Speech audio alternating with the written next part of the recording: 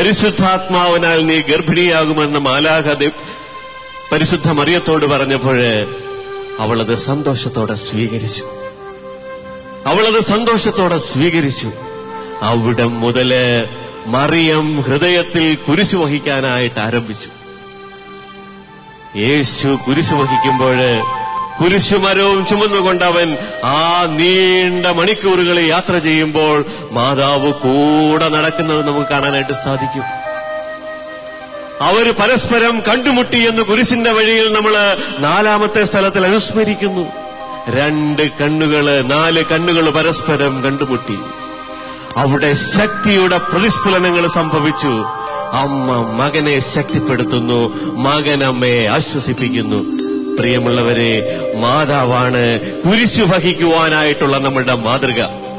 കുരിശിന്റെ ചോട്ടിൽ നിന്നുകൊണ്ട് അവൻ ലോകത്തോട് മുഴുവൻ ക്ഷമിക്കുമ്പോൾ അവള് താഴെ നിന്ന് അതിന് മുഴുവൻ സാക്ഷിയായിക്കൊണ്ടിരിക്കുകയാ. നമുക്ക് മാതൃകയായിട്ട് നമ്മളെങ്ങനെ വിശ്വാസത്തിലും സഹനത്തിലും ജീവിക്കണമെന്ന് പഠിപ്പിച്ചുകൊണ്ട് അവൾ നമ്മുടെ കൂടെയായിരിക്കുക. ആ അമ്മയെ നമുക്ക് ഓർക്കാം. കുരിശിന്റെ വഴിയെ പോയ അമ്മേ, എന്റെ കുരിശുമരം ചുമന്നുകൊണ്ട് നാഥന്റെ വഴിയെ സഞ്ചരിക്കുവാന് അമ്മ എന്നെ പഠിപ്പിക്കണമേ. എന്റെ പ്രശ്നങ്ങളും പ്രതിബന്ധങ്ങളും ഉണ്ടാകുമ്പോൾ എന്റെ നാഥനിൽ നിന്നും കണ്ണുപറിക്കാതെ അവനെ തന്നെ നോക്കി നിന്നുകൊണ്ട് രക്ഷ അനുഭവിക്കാൻ, ലോകത്തെ രക്ഷയിലേക്ക് ആനയിക്കുവാൻ അമ്മേ അവിടുന്ന് തന്നെ പഠിപ്പിക്കണമേ. നമുക്കൊന്നു ചേർന്ന് പാടാം. ക്രൂശിത പാദം പുണർന്നുകൊണ്ട് അമ്മേ മാതാവേ, അവിടുന്ന് ഞങ്ങളെ കുരിശിന്റെ വഴിയിലൂടെ നടക്കുവാനായി പഠിപ്പിക്കണമേ. പ്രാർത്ഥനയോടുകൂടി വിശ്വാസത്തോടുകൂടി എല്ലാ പ്രശ്നങ്ങളെയും സമർപ്പിച്ചുകൊണ്ട് ദൈവസന്നിധിയിൽ അർപ്പിച്ചുകൊണ്ട് പാടാം.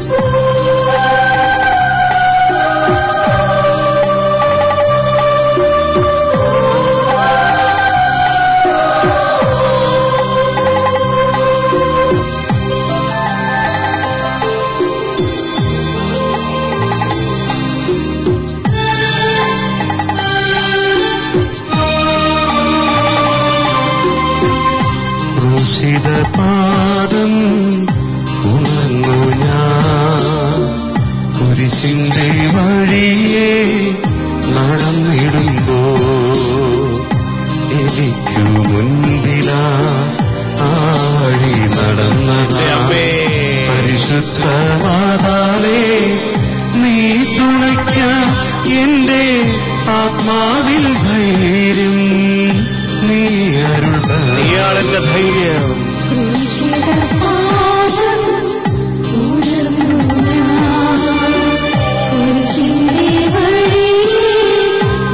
എല്ലാ വേദനകളെയും സമർപ്പിക്കാം.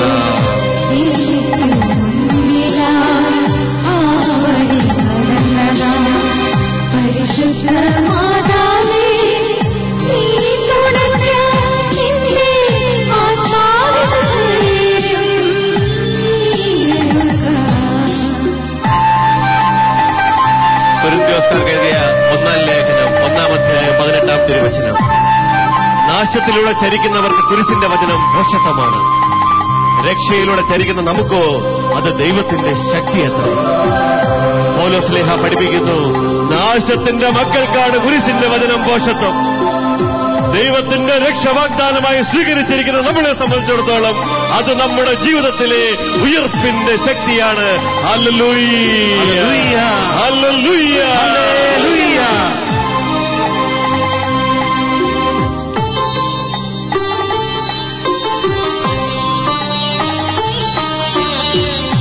കരളുനീറി കരഞ്ഞിടുമ്പോൾ ദുഃഖങ്ങൾ കാണുന്ന ദൈവമേ, ദുർബലമായിടുന്നു ബലമറ്റു പോയാലും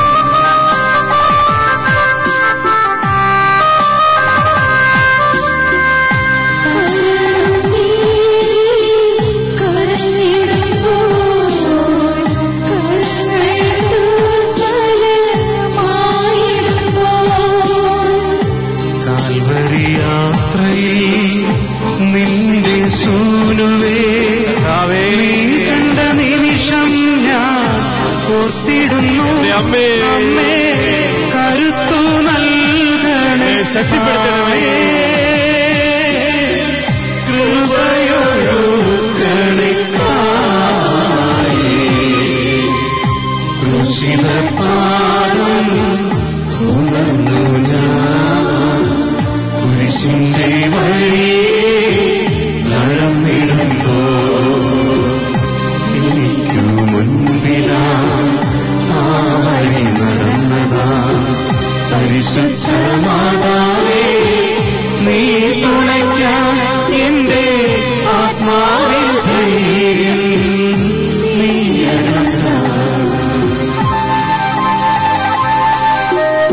മനുഷ്യന്റെ ചിന്തയില് ഒരിക്കലും ഒരു അമ്മയ്ക്ക് താങ്ങാൻ കഴിയുന്ന കാര്യമല്ല അവളുടെ മകൻ സ്വന്തം മുൻപിൽ വെച്ച് കൊല ചെയ്യപ്പെടുക എന്നുള്ളത്. ലോകത്തിനു വേണ്ടി, നമുക്ക് വേണ്ടി നമ്മുടെ അമ്മ അത് കണ്ടുകൊണ്ട് നിൽക്കുന്നു. അവളത് സന്തോഷത്തോടെ സ്വീകരിക്കുന്നു. ആ മകനെയും മടിയിൽ വെച്ചുകൊണ്ട് നന്ദി നിറഞ്ഞ ഹൃദയത്തോടുകൂടി ഈ മകന്റെ ജീവനിലൂടെ ലോകം മുഴുവൻ ജീവനിലേക്ക് കടക്കട്ടെ എന്ന് പ്രാർത്ഥിക്കുന്ന ഒരമ്മയുടെ രംഗം. ലോകം മുഴുവൻ വാഴ്ത്തപ്പെടുന്ന പിയാത്ത എന്ന ചിത്രം അങ്ങനെ രൂപപ്പെടുന്നു. രക്ഷയുടെ അടയാളമായി ഇതാ പരിശുദ്ധ അമ്മ എന്റെയും നിങ്ങളുടെയും മുൻപില് പുത്രനെ മടിയിൽ വെച്ചുകൊണ്ട് ജീവന് വേണ്ടി കാത്തിരിക്കുന്നു. നമ്മളെ സമർപ്പിക്കാം, അമ്മയുടെ മടിയിലേക്ക് നമ്മളെ കൊടുക്കാം, എല്ലാ പ്രശ്നങ്ങളെയും കൊടുക്കാം. എന്റെ അമ്മേ, അമ്മ എനിക്ക് വേണ്ടി പ്രാർത്ഥിക്കണമേ, എന്നെ ജീവനിലേക്ക് നയിക്കുവാനായിട്ട് അമ്മ എന്നെ ചേർത്ത് വെക്കണമേ. എന്റെ എല്ലാ മൃതമായ അവസ്ഥകളെയും അമ്മയുടെ പ്രാർത്ഥനയിലൂടെ ദൈവത്തിന്റെ രക്ഷയുടെ ജീവന്റെ നിമിഷങ്ങളാക്കി മാറ്റണമേ. ഹല്ലേലൂയ.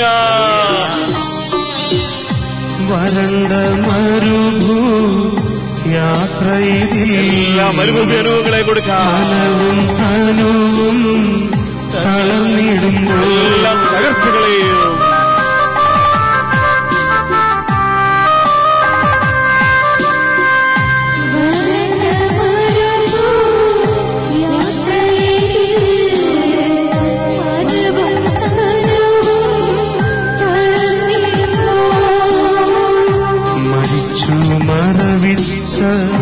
യേശുവിൻ ദിവ്യദേഹം മടിയിൽ വാങ്ങി നീ കരഞ്ഞതോർക്കാൻ അമ്മേ കരുത്തു നൽകണേ. ഒന്ന് ചേർന്ന് വിളിക്കാം. കൃപയൊഴുകണേ തായേ. ക്രൂശിതപാദം ഉണർന്നു ഞാൻ, കുരിശിന്റെ വഴിയെ നടന്നിടുമ്പോ എനിക്കു മുൻപിലാ ആ വഴി നടന്നതാ. പരിശുദ്ധ മാതാവേ നീ തുണയ്ക്കാൻ എന്റെ ആത്മാവിൽ ധൈര്യം നീ അരുള. ക്രൂശിതപാദം ഉണർന്നു ഞാൻ, കുരിശിന്റെ വഴിയെ നടന്നിടുമ്പോ എനിക്കു മുൻപിലാ ആ വഴി നടന്നതാ. പരിശുദ്ധ മാതാവേ നീ തുണയ്ക്കാൻ എന്റെ ആത്മാവിൽ ധൈര്യം നീ അരുള. എല്ലാ ഭാരങ്ങളെയും പ്രയാസങ്ങളെയും സമർപ്പിച്ചുകൊണ്ട്, എല്ലാ ഭാരങ്ങളെയും പ്രയാസങ്ങളെയും സമർപ്പിച്ചുകൊണ്ട് കുരിശിലൂടെ രക്ഷപകർന്ന നാഥന്റെ തിരുരക്തം ഈ സമയം നമ്മുടെ മേൽ ഒഴുകിയിറങ്ങുന്നതിന് വേണ്ടി ദാഹിക്കാം. എന്റെ അമ്മേ, അമ്മ ഞങ്ങൾക്ക് വേണ്ടി പ്രാർത്ഥിക്കണമേ. എന്റെ കർത്താവേ, അവിടുന്ന് ചൊരിഞ്ഞ തിരിച്ചോരത്തുള്ളികള് എന്റെ മേൽ പതിക്കട്ടെ. ഞാൻ ജീവനിലേക്ക് കിടക്കട്ടെ. ജീവന്റെ രക്തം എന്റെ മേൽ കടന്നു വരട്ടെ.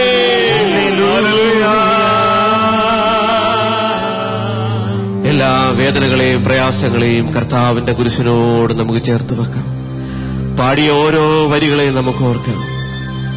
കുരിശിന്റെ ചുവട്ടിൽ നിന്നുകൊണ്ട് അമ്മ അനുഭവിച്ച വേദനകളെല്ലാം രക്ഷയുടെ ഉയർപ്പിലേക്ക് നയിക്കുവാൻ തക്കവണ്ണം അവൾ കൃപ കൊണ്ട് നിറഞ്ഞവളായിരുന്നു. ദൈവം അവളെ കൃപ നിറഞ്ഞവളെ എന്ന് വിളിച്ചു. ആ കൃപയുടെ നിറവ് ഓരോ നിമിഷങ്ങളിലും പുലർത്തുവാനായിട്ട് അവൾ ദൈവത്തോട് ചേർന്ന് നിന്നുകൊണ്ടിരുന്നു. അമ്മേ മാതാവേ, ഞങ്ങൾക്കും വാഗ്ദാന പ്രകാരം നൽകപ്പെട്ടിരിക്കുന്ന കൃപ എല്ലാ നിമിഷങ്ങളിലും പുലർത്തുവാനായിട്ട് ഞങ്ങളെ ശക്തിപ്പെടുത്തണമേ. ഞങ്ങളുടെ തകർച്ചകളിലും വേദനകളിലും ഭാരങ്ങളിലും ഈ കൃപയോട് ചേർന്ന് നിൽക്കുവാൻ ഞങ്ങളെ അനുഗ്രഹിക്കണമേ. അമ്മേ മാതാവേ, വേദനകളുടെ നിമിഷങ്ങളിൽ ശക്തിയുടെ ഉറവിടമാകുവാൻ അമ്മയ്ക്ക് കഴിഞ്ഞതുപോലെ ഞങ്ങളുടെ ജീവിതത്തിന്റെ വേദനയുടെ നിമിഷങ്ങളിൽ ശക്തിയുടെ ഉറവിടങ്ങളാകുവാനായിട്ട് അവിടുത്തെ പരിശുദ്ധാത്മാവിനെ ഞങ്ങൾക്കും സമൃദ്ധമായി തരണമേ. പരിശുദ്ധാത്മാവ് ഞങ്ങളിലേക്ക് നിറയട്ടെ. കർത്താവിന്റെ കുരിശുമരത്തോട് ചേർന്ന് നിന്നുകൊണ്ട് യാത്ര ചെയ്യുവാൻ, ഞങ്ങളിലേക്ക് നോക്കാതെ, ഞങ്ങളുടെ അവസ്ഥകളിലേക്ക് നോക്കാതെ, ഞങ്ങളുടെ സാഹചര്യങ്ങളിലേക്ക് നോക്കാതെ ദൈവത്തിന്റെ ജീവന്റെ വാഗ്ദാനങ്ങളിലേക്ക് നോക്കുവാൻ, അവൻ സൗജന്യമായി പകർന്നു തരുന്ന രക്ഷ അനുഭവിക്കുവാനായിട്ട് പരിശുദ്ധാത്മാവിനെ സമൃദ്ധമായി തരണമേ. ഞങ്ങൾ ഓരോരുത്തരും ജീവന്റെ അവകാശികളായി മാറട്ടെ. പരിശുദ്ധാത്മാവേ കടന്നു വരണമേ, ആത്മാവേ കടന്നു വരണമേ, ഞങ്ങളെ ശക്തി കൊണ്ട് നിറയ്ക്കണമേ. ഉയർപ്പിന്റെ മഹത്വം കുരിശിന്റെ പാതയിലൂടെ നിങ്ങൾക്ക് കർത്താവേ അവിടുത്തെ ഉയർപ്പിന്റെ മഹത്വം ദർശിക്കുവാനുള്ള കൃപയൊഴുക്കി തരണമേ. ആശ്വാസം നൽകാൻ, ചൈതന്യം പകരാൻ, അവിടുന്ന് നിറയണമേ. ഇരുകരങ്ങളും ഉയർത്തിപ്പിടിച്ച് യാതൊരാപുരസരം തീഷ്ണതയോടെ ദാഹത്തോടെ ആശ്വാസം നൽകാൻ, ആത്മാവേ ചൈതന്യം പകരാൻ, അഗ്നിനാളമായി അവിടുന്ന് നിറയണമേ. ഒരിക്കൽ കൂടി ദാഹത്തോടെ ആവർത്തിക്കാൻ നമുക്ക്. ആശ്വാസം ചൈതന്യം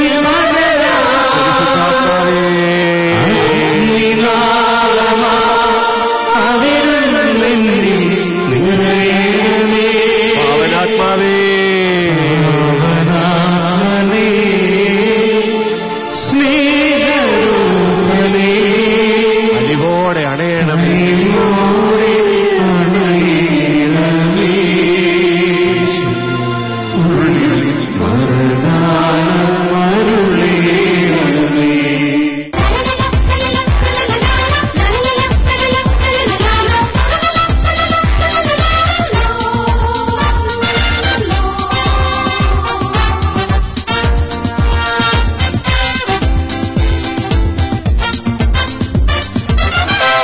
മത്തായിയുടെ സുവിശേഷം 4-ാം അധ്യായത്തിന്റെ 17-ാമത്തെ വാക്യം.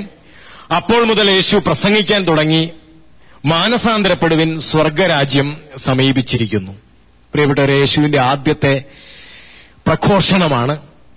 അതിങ്ങനെയുമാണ്, മാനസാന്തരപ്പെടുവിൻ. തീർച്ചയായിട്ടും എനിക്ക് തോന്നുന്നു ഈ കാലയളവിൽ ഏറെ ചർച്ച ചെയ്യപ്പെടുന്ന ഒരു വിഷയമാണ് മാനസാന്തരം. ധാരാളം ആളുകൾ പറയാറുണ്ട്, ഞാൻ മാനസാന്തരപ്പെട്ടിട്ട് ഇത്ര നാളായി, ഞാൻ മാനസാന്തരപ്പെട്ട് സുവിശേഷത്തിൽ വിശ്വസിച്ചിട്ട് ഇത്ര നാളായി, അല്ലെങ്കിൽ ഞാൻ ഇന്ന കാര്യങ്ങൾ നിർത്തി മാനസാന്തരത്തിലേക്ക് കടന്നു വന്നു. നമ്മൾ ധാരാളം കേൾക്കുന്ന കാര്യമാണ്. നമ്മളുമൊക്കെ മാനസാന്തരപ്പെട്ടിട്ടുള്ള ആളുകളാണ്. നമ്മുടെയൊക്കെ ജീവിതത്തിൽ എത്ര കാലം നമ്മൾ ഇവിടെ ജീവിക്കുന്നു അത്രയും കാലം ഇവിടെ ഒരു വ്യക്തി ആസ്വദിക്കേണ്ടതാണ് അവന്റെ സ്വർഗരാജ്യാനുഭവം. അത് അടുക്കളയിൽ പണിയെടുക്കുന്ന ചേടുത്തി, പറമ്പിൽ പണിയെടുക്കുന്ന കൃഷിക്കാരനും, ജീവിതത്തിലെ നൂലാമാല പ്രശ്നങ്ങളുമായിട്ട് മല്ലടിക്കുന്ന കച്ചവടക്കാരനോ അല്ലെങ്കിൽ വ്യവസായിയോ, അതുമല്ലെങ്കിൽ വലിയ ഉദ്യോഗസ്ഥനോ, ഇനി ജീവിതത്തെ നേരിടാനായിട്ട് പഠിച്ചുകൊണ്ടിരിക്കുന്ന പിള്ളേരോ, എല്ലാവരും, സകല മനുഷ്യരും ആസ്വദിക്കേണ്ട ഒന്നാണ് ദൈവരാജ്യ അനുഭവം. അത് നഷ്ടപ്പെട്ടാൽ ക്രൈസ്തവ ജീവിതത്തിന്റെ പ്രസക്തി നഷ്ടപ്പെടും. ഈ ദൈവരാജ്യാനുഭവം ഇല്ലാത്ത ഒരു വ്യക്തിക്ക് ക്രിസ്ത്യാനിയായി ജീവിക്കാൻ പറ്റില്ല. ജനനം കൊണ്ട് നമ്മൾ ക്രിസ്ത്യാനികളായിരിക്കാം, ആചാരാനുഷ്ഠാനങ്ങൾ കൊണ്ട് ക്രിസ്ത്യാനിയായിരിക്കാം. പക്ഷേ എന്റെ ദൈവരാജ്യ അനുഭവം എത്രത്തോളം ആഴത്തിലുള്ളതാണ്. ജീവിതത്തിൽ വിപരീത സാഹചര്യങ്ങൾ വരുമ്പോൾ, അത് മക്കളിൽ നിന്നാവാം, ജീവിത പങ്കാളിയിൽ നിന്നാവാം, ചിലപ്പോ കച്ചവടം പൊട്ടിപ്പോകുമ്പോഴാവാം, അതല്ലെങ്കിൽ കൃഷി വിളവ് തരാത്തപ്പോഴാവാം. ജീവിതത്തിൽ വിപരീത സാഹചര്യങ്ങളിൽ, ഇത് വളരെ എല്ലാവരുടെയും ജീവിതത്തിൽ ഉണ്ടാകാവുന്നതാണ്. വിപരീത സാഹചര്യം, വിപരീത സാഹചര്യങ്ങളിൽ കരഞ്ഞ് നിലവിളിച്ച് പ്രാഗി മനസ്സ് തണുത്ത് ദൈവത്തെ പ്രാഗി സ്വയം ശപിച്ച് ജീവിക്കുന്ന സമൂഹത്തെ അല്ലെങ്കിൽ വ്യക്തികളെ നമുക്കിന്ന് അവിടെ ഇവിടെയും കണ്ടുമുട്ടാൻ സാധിക്കും. പ്രിയപ്പെട്ടവരെന്താ കാര്യം? ജീവിതത്തിൽ ദൈവരാജ്യ അനുഭവം നഷ്ടപ്പെട്ടു പോയിരിക്കുന്നു. അപ്പോ കർത്താവ് നമ്മളെ ക്ഷണിക്കുന്നത്, വാ നിങ്ങളെല്ലാവരും വാ, ദൈവരാജ്യ അനുഭവത്തിലേക്ക് വാ. ഈശോ വന്നത് അതിനാ. ഈശോ പ്രഖ്യാപിച്ചത് ദൈവരാജ്യമാണ്. നോക്കൂ, കർത്താവിന്റെ ആദ്യത്തെ പ്രഘോഷണമാണ് നമ്മളിവിടെ വായിച്ചത്. ദൈവരാജ്യമാണ് കർത്താവ് പ്രഖ്യാപിച്ചത്. ഈ ദൈവരാജ്യത്തിലേക്ക് നിങ്ങൾ വാ. കർത്താവ് ക്ഷണിച്ചതാ, ദൈവരാജ്യത്തിലേക്ക് വാ. ഇനി ഈ ദൈവരാജ്യത്തിന് നിങ്ങളെ എന്നെ പ്രാപ്തരാക്കാൻ അവിടുന്ന് എന്തു ചെയ്തു? അവിടുന്ന് ദൈവരാജ്യാനുഭവം നമുക്ക് നഷ്ടപ്പെടുത്തുന്ന നമ്മുടെ പാപങ്ങളെ ഏറ്റെടുത്ത് കർത്താവ് കുരിശിൽ മരിച്ചു. എന്തിനാ കുരിശിൽ മരിച്ചേ? ഞാൻ ദൈവരാജ്യാനുഭവത്തിൽ ഇവിടെ തല ഉയർത്തി ദൈവരാജ്യത്തിന്റെ ആനന്ദം അനുഭവിച്ച്, ദൈവരാജ്യത്തിന്റെ സമാധാനം അനുഭവിച്ച്, ദൈവരാജ്യത്തിന്റെ നീതി അനുഭവിച്ച് ഞാനും നിങ്ങളും ഇവിടെ ജീവിക്കണം. അതിനുവേണ്ടി അവൻ പീഡ സഹിച്ച് അവന്റെ രക്തവും അവന്റെ ശരീരവും തന്ന് അവൻ പ്രിയപ്പെട്ടവരെ ദൈവരാജ്യം സ്ഥാപിച്ചു. അത് നമുക്ക് നേടിത്തന്നു. അതിലേക്ക് നമ്മളെ തിരിച്ചുവിട്ടു. എന്നിട്ട് നമ്മളിപ്പോ ചിന്തിക്കേണ്ടത്, ഞാൻ ജീവിക്കുന്നത് ദൈവരാജ്യാനുഭവത്തിലാണോ? 25 വയസ്സായി കാണും, 40 വയസ്സായി കാണും, 60 വയസ്സായി കാണും, എത്രയും ആകട്ടെ, ഞാൻ ഈ ഭൂമിയിൽ ഇത്രയും കൊല്ലം ജീവിച്ചത് ദൈവരാജ്യാനുഭവത്തിലാണോ? ഞാനിപ്പോ ഒരു കുടുംബിനിയാവാം, ഉദ്യോഗസ്ഥനാവാം, ആരുമായിക്കൊള്ളട്ടെ, ഞാൻ ജീവിക്കുന്നത് ദൈവരാജ്യ അനുഭവത്തിലാണോ? അല്ലെങ്കിൽ ബാക്കി നമ്മളാണ് പറയേണ്ടത്. എന്റെ ജീവിതം ചിലപ്പം ഫലശൂന്യമാവാം. ഏറെ അധ്വാനിച്ചു, കഷ്ടപ്പെട്ടു, ഉണ്ടാക്കി, വലുതാക്കാൻ ശ്രമിച്ചു. ഒരു ക്രിസ്ത്യാനി എന്ന വണ്ണം ഞാനിവിടെ ജീവിക്കുന്നത് ദൈവരാജ്യാനുഭവത്തിലാണോ? അപ്പൊ എന്താണ് ദൈവരാജ്യാനുഭവം? അത് നീതിയാണ്, സമാധാനമാണ്, ആനന്ദമാണ്. പ്രിയപ്പെട്ടവരെ, നമ്മളൊക്കെ ഒന്ന് ആലോചിച്ച് നോക്കിയേ, നമ്മുടെയൊക്കെ മുഖത്ത് ആനന്ദത്തിന്റെ ആ ഓളമുണ്ടോ? എന്റെ സ്വരത്തിൽ, എന്റെ സംസാരത്തിൽ, എന്റെ ഇടപെടലിൽ, എന്റെ പെരുമാറ്റത്തിൽ, എന്റെ ജീവിതത്തിൽ ഒക്കെ ഞാൻ ആനന്ദത്തോടെ ജീവിതത്തെ കാണുന്ന വ്യക്തിയാണോ? മക്കളെ വളർത്തുമ്പോ, ജീവിതത്തിലെ ഭാരങ്ങൾ ഏറ്റെടുക്കുമ്പോ എനിക്ക് എത്രത്തോളം ആനന്ദമുണ്ട്? അതോ ആനന്ദമൊക്കെ കെട്ടുപോയോ? ഇന്ന് മനുഷ്യർക്ക് ആനന്ദിക്കണമെങ്കിൽ കൺമുമ്പിൽ കാണാൻ എന്തെങ്കിലും വേണം. പ്രിയപ്പെട്ടവരെ, ദൈവരാജ്യത്തിന്റെ ആനന്ദം എന്ന് പറയുന്നത് നമ്മൾ ഹബക്കൂക്ക് ദീർഘദർശി പണ്ടേ പറഞ്ഞു കേൾപ്പിച്ചിട്ടുണ്ട്. എന്താ ദൈവരാജ്യത്തിന്റെ ആനന്ദം? അത് കൺമുമ്പിൽ പലതും ഇല്ലാതെ വരുമ്പോഴും എന്നിൽ നിന്ന് കെട്ടുപോകാത്ത ഒരു വെട്ടത്തെയാണ് ആനന്ദമെന്ന് പറയുക.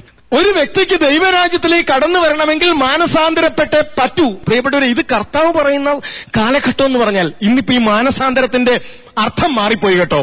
ചില പ്രവൃത്തികൾ, ചില ദുഷ്പ്രവൃത്തികൾ എന്റെ ജീവിതത്തിൽ ഉപേക്ഷിക്കുന്നതിനെയാണ് നമ്മൾ അറിഞ്ഞോ അറിയാതെയോ മാനസാന്തരം എന്ന് പറയുക. അത് ചില കടുത്ത ദുഷ്പ്രവൃത്തികൾ.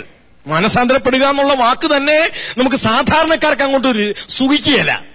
എന്നും പള്ളിയിൽ പോണ ഒരാൾക്ക് മാനസാന്തരത്തിന്റെ ആവശ്യമുണ്ടോ? ദശാംശം കൊടുക്കുന്ന ഒരാൾക്ക് മാനസാന്തരത്തിന്റെ ആവശ്യമുണ്ടോ? ബൈബിൾ പ്രസംഗിക്കുന്ന ഒരാൾക്ക് മാനസാന്തരത്തിന്റെ ആവശ്യമുണ്ടോ? ഒരു സന്യാസിനിക്ക് മാനസാന്തരത്തിന്റെ ആവശ്യമുണ്ടോ? പ്രിയപ്പെട്ടവരെ, കർത്താവ് പറയുന്നത് ഉണ്ട് എന്നല്ലേ? ഉണ്ട് എന്നല്ലേ? ഏതു വ്യക്തിയും മാനസാന്തരപ്പെടണം. ദൈവരാജ്യത്തിലേക്ക് അവൻ മാനസാന്തരപ്പെടണം. സ്വർഗരാജ്യത്തിലേക്ക് അവൾ മാനസാന്തരപ്പെടണം. അതാണ് എനിക്ക് ദൈവരാജ്യത്തിലേക്കുള്ള പ്രവേശന കവാടമാണ് എന്റെ മാനസാന്തരത്തിലേക്ക് ഞാൻ വരിക എന്നുള്ളത്. എന്താ നമ്മുടെ ജീവിതത്തിൽ മാനസാന്തരം? നമുക്ക് ധാരാളം കാര്യങ്ങളെക്കുറിച്ച് നമുക്ക് തിരിച്ചറിവുള്ളവരാണ്. പ്രിയപ്പെട്ടവരെ, മാനസാന്തരമെന്ന് നമ്മൾ തിരിച്ചറിയേണ്ടത് സ്വർഗരാജ്യത്തിന് അനുസൃതമായ നിലപാടുകൾ നമ്മുടെ ജീവിതത്തിൽ ഉണ്ടാവുക എന്നതാണ് മാനസാന്തരം. ചില പ്രവർത്തികൾ നിർത്തുന്നതല്ല, സ്വർഗരാജ്യത്തിന് അനുസൃതമായ നിലപാടുകൾ ഒരു വ്യക്തി സ്വീകരിക്കുക. അതാണ് സ്വർഗരാജ്യത്തിലേക്ക് മാനസാന്തരപ്പെടുക എന്ന് പറയുന്നത്. ഒരു ഉദാഹരണം പറയുന്നു. സ്വർഗരാജ്യത്തിന്റെ നിലപാട് എന്താണ്? ഒരു കരണത്തടിക്കുന്നവന് മറുകരണം കാണിച്ചു കൊടുക്കുക. ഇത് സ്വർഗരാജ്യത്തിന്റെ നിലപാടാണ്. അതെന്റെ നിലപാട് അങ്ങനെയാണോ? അല്ലെങ്കിൽ എനിക്ക് മാനസാന്തരം ആവശ്യമുണ്ട്. ഇല്ലെങ്കിൽ എനിക്ക് ഞാൻ കള്ളുകൂടിയനല്ലായിരിക്കാം, ഞാൻ ഭയങ്കര തിന്മ ചെയ്യുന്ന വ്യക്തിയല്ലായിരിക്കാം, പക്ഷേ എന്റെ നിലപാട് സ്വർഗരാജ്യത്തിന്റെ നിലപാടിന് അനുസൃതമല്ലെങ്കിൽ എനിക്ക് മാനസാന്തരം ആവശ്യമുണ്ട്. ഇത് നമ്മള് മാനസാന്തരത്തിലേക്ക് വരാതെ എന്നിൽ സ്വർഗരാജ്യം ഉണ്ടാവില്ല, എന്റെ വീട്ടിൽ സ്വർഗരാജ്യം ഉണ്ടാവില്ല, അതെന്റെ മക്കളിലേക്ക് പടരില്ല. അവസാനം സ്വർഗരാജ്യം അനുഭവിക്കാത്ത വിദ്യാസമ്പന്നരായ മക്കളെ ഞാനും നിങ്ങളും സമ്മാനിക്കും.